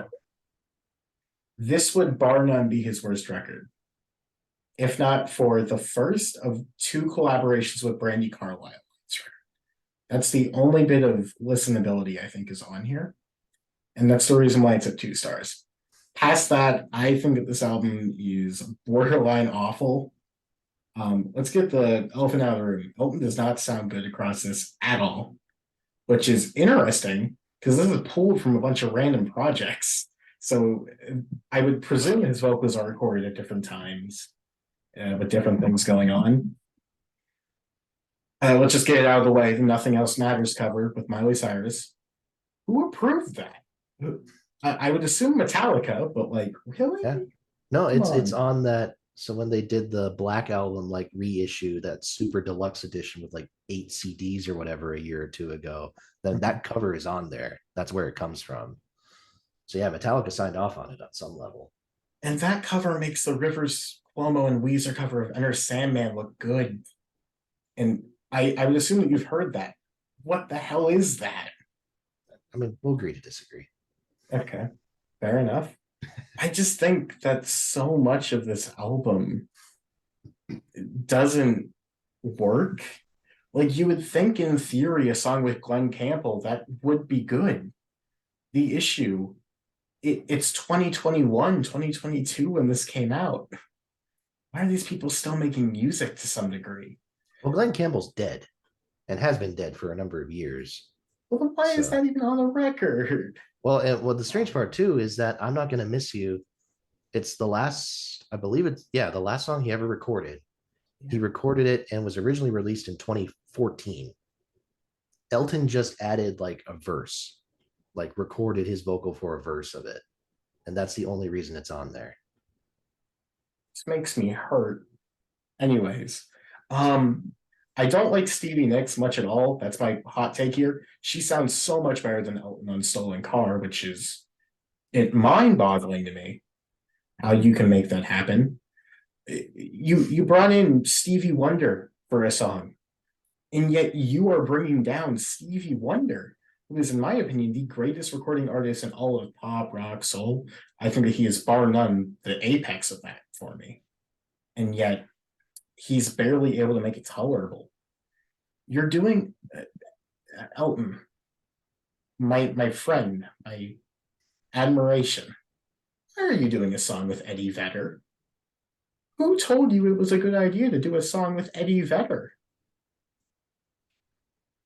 Just, I don't understand. For one thing, the collaborators, because they don't make any sense. At least on an album like duets, these are people that are somewhat within the realm of Elton John. These people don't exist, like Gorillaz, Charlie Puth, Rina Sawayama. These people, the Young Thug and Nicki Minaj song, these people should not exist within the canon of Elton John to me. It just feels wrong. And it doesn't sound good. It doesn't work. Most of these covers, or not covers, collaborations are awkward. They're very poorly performed. And just simply put, they don't work as a full record. It feels like a compilation, but you were trying to make a worst of somehow. I think that this album, except for the one song with Brandy Carlisle, is really down in the dirt's bad. For me, it is bar none his worst release. Yeah, this makes me want to listen to Victim of Love. I think it is really, really awful. But I mean, hey, let's hear you maybe try and be positive on it. I mean, I'm going to be more positive. Hard to It's not still, be. it's still my number 30 and it's 2.5 stars. So this is still like bottom 5 for me. Okay. Um, that said, yeah, this has several major problems. It is very disjointed. It should have been advertised as like a compilation type album. That's the point of it. Because there's no continuity in any of this at all, apart from Andrew Watt like producing about half the tracks. Yeah. There's not a ton here that I actually think is offensively bad. I think I'm Not Gonna Miss You is offensively bad in concept. And the vocal production on several of the songs for Elton specifically, I'm talking about After All, this one with Charlie Puth, It's a Sin, and Orbit. Maybe the worst vocal production I have heard on any major pop record ever. I don't understand what they were thinking about by making his voice sound processed. Like, I understand his voice sounds like a frog at this point. But you don't need to do him a disservice like that by just layering his vocals and those effects. And it's a shame because After All, I think is actually a decent song and Charlie does a good vocal on it. But yeah, there's stuff, most of the stuff I'm not going to listen to again. I think the most of the worst tracks I think are actually the ones with like the quote unquote legacy artists. So the Stevie Nicks one I think is terrible. I don't agree. I think Stevie sounds worse than he does on that one. Finish Line, it's overblown gospel nonsense. Um, so I mean, if Stevie co-wrote it, which I don't think he did, then I think that might be proof that he's good to just stay retired. But e-ticket, the ones that I like here, I would say I like Chosen Family, but again, that's another song where Rina Sawayama recorded the song and Elton just overdubbed a verse later. I actually don't mind the Young Thug Nicki Minaj cover, if only because like this is one of the ones where it's obvious Elton co-wrote part of the song. Like he wrote the chorus himself, and then Young Thug and Nicki Minaj added their like verses and stuff. So that's like a real proper collaboration.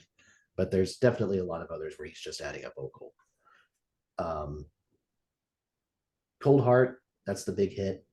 Yeah. I think that one's fun. I really like Dua Lipa. But Elton has almost nothing to do with it. They're just sampling the guy. Yeah. The highlight here, though, and the best thing that Elton has done in the last 10 years is the Pink Phantom, the Gorillaz collaboration. Because, again, that is a collaboration that is Damon Albarn literally picking Elton's voice and mixing it with his own, and then with the producer, Black, spelled as Six Lack, to be quirky, I guess. I think that song it's a fantastic song, and I think Elton's part in it is really. I think he clashes with the others, but in a way that makes it interesting. I think all three of their voices sound really, really different, and it works effectively. And I guess the song itself, like the lyrics, are about an interaction that Albarn had with Elton when he was a kid. But I don't know. I think that song is a huge highlight, but there's a lot of the other stuff I think is just forgettable. And then there's moments that are definitely offensively bad. So, I mean, I would fight like hell to have this over duets. It is. I don't even think the two are comparable. I think that this record is far worse than duets. And I'm totally flipped around. It's So I would have this one. I mean, I wouldn't put it above Red Strikes Back. I'd probably put it just below that one. But here's my take. Yeah. Elton at least sounds good on duets. Whether or not the material is good, he is putting out good performances. He isn't doing that in lockdown sessions. That is my case. No, and I would argue that the songs are more interesting on lockdown sessions. So I think but most of them aren't even really his songs, though. Yeah, but it's interesting music still. It's more interesting music. I feel like this is somehow the biggest disagreement we have, and it's just to find out which is going to be the fifth worst. I'm standing my ground. Yeah. I'm standing my ground, but I'm not actually going to fight that hard. Yeah. But these records I think it balances out, and I feel like they should be right next to each other. Yeah. It's karmatic justice, I guess. I don't know. Yeah. Which song do we think is worse? Like what do you think is bar none the worst song on lockdown sessions? On lockdown sessions? Yes. I think it is because for me it's the Nothing Else Matters cover, probably. I think the worst one on that is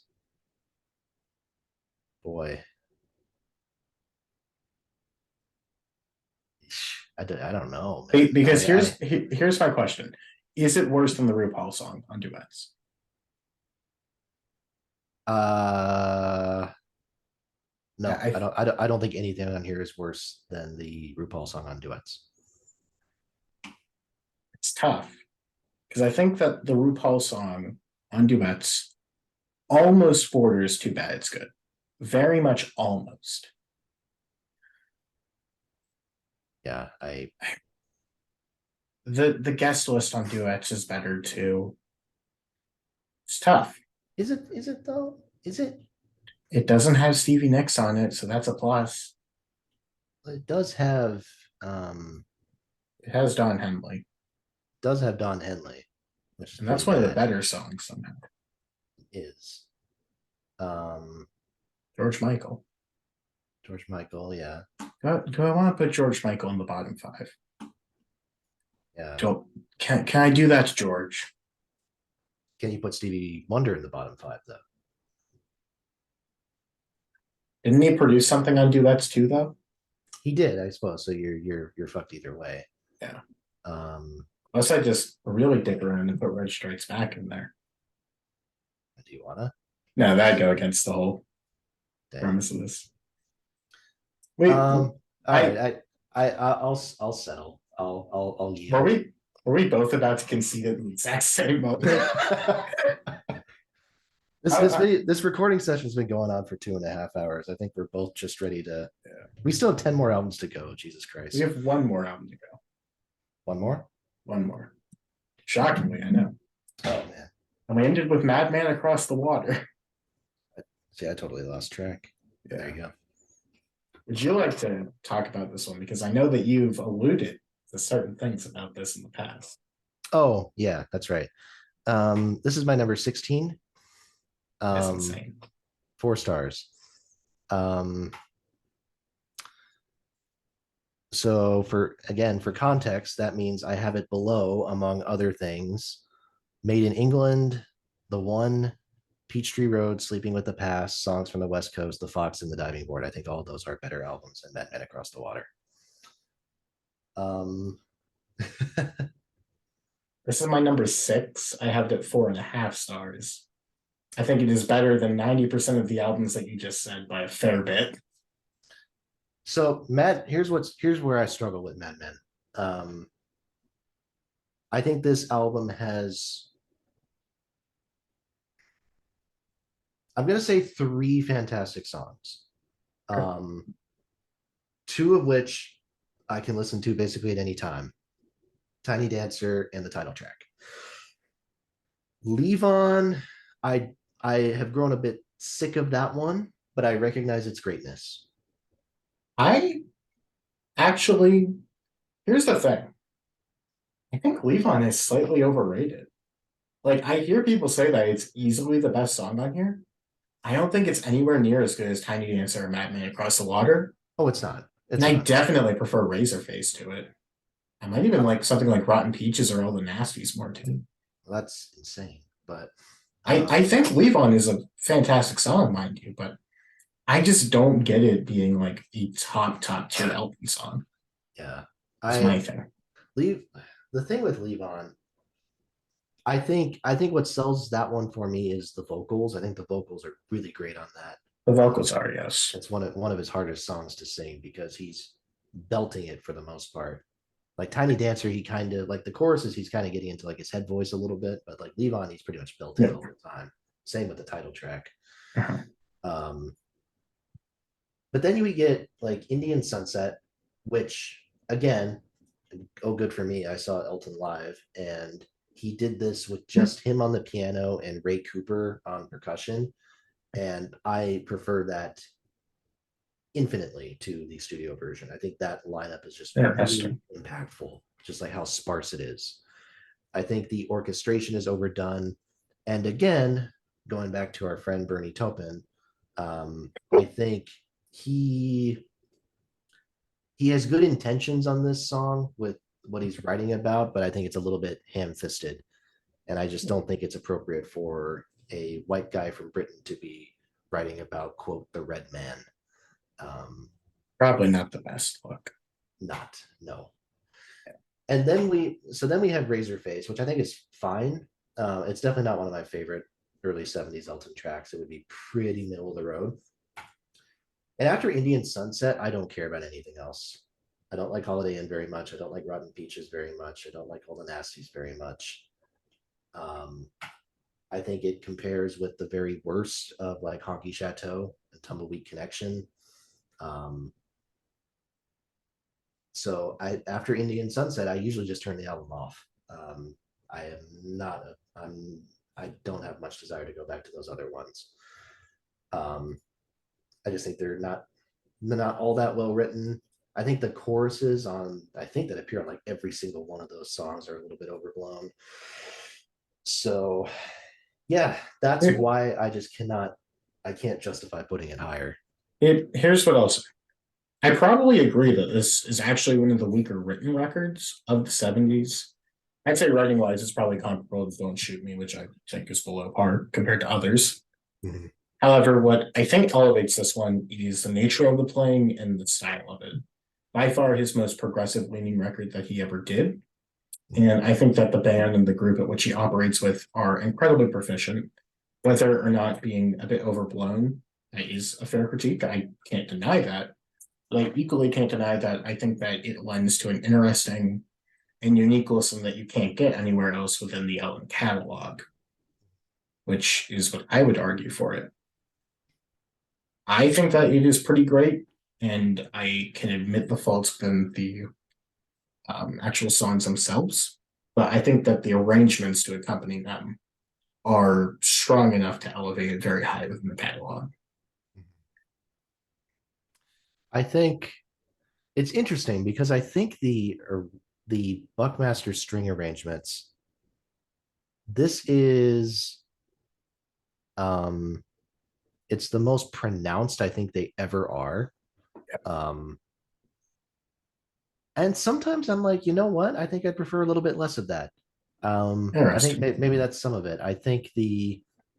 I don't like orchestrated Elton quite as much as I do band Elton. I think the band kind of takes a back seat on this record a little bit more. And I mean, I love how the strings are featured on like Tiny Dancer and stuff like that. I do, but um, I don't know. I don't know what it is, but this album never clicked with me in the way that some of the other classics and obviously some of his later not classics have connected with me. You see, I want for more of a middle ground because everybody's seen it. I go fucking gaga over like ELO and different orchestrated type of bands. Mhm. And I just love string arrangements. I think that Elton works very comfortably with them. However, I would never want to compromise the incredible band feel that you have later on. So I would want more of a middle ground, which I do think that you get at certain points in this catalog. For example, Honky Chateau, I think, is a good counterbalance to that at points. And I don't know. I think that this is an interesting record to place in this because it really is very singular within the catalog. There isn't really another record like it, where even on his other ones, like him or hate him, you could maybe make an argument for it. So this is definitely one of the more intriguing ones. Where do you think it should place right now? So if it was totally my decision, I would place it between the diving board and the Union. Okay. Let's are your glasses smudged a bit or I mean, they are, but I can still see okay. fine. Okay, fair enough. I just wanted to make sure that we're all in order here. Yeah. Okay. So for me right now, it would be above the self-titled, which I know we are both on very different ends of the spectrum here. Would you compromise putting it below Peachtree Road above Rock of the Westies? Yeah. All I think right. that's fair. I don't like it, but I mean, I can agree to it. So, Yeah. holy shit, we did it. Wow.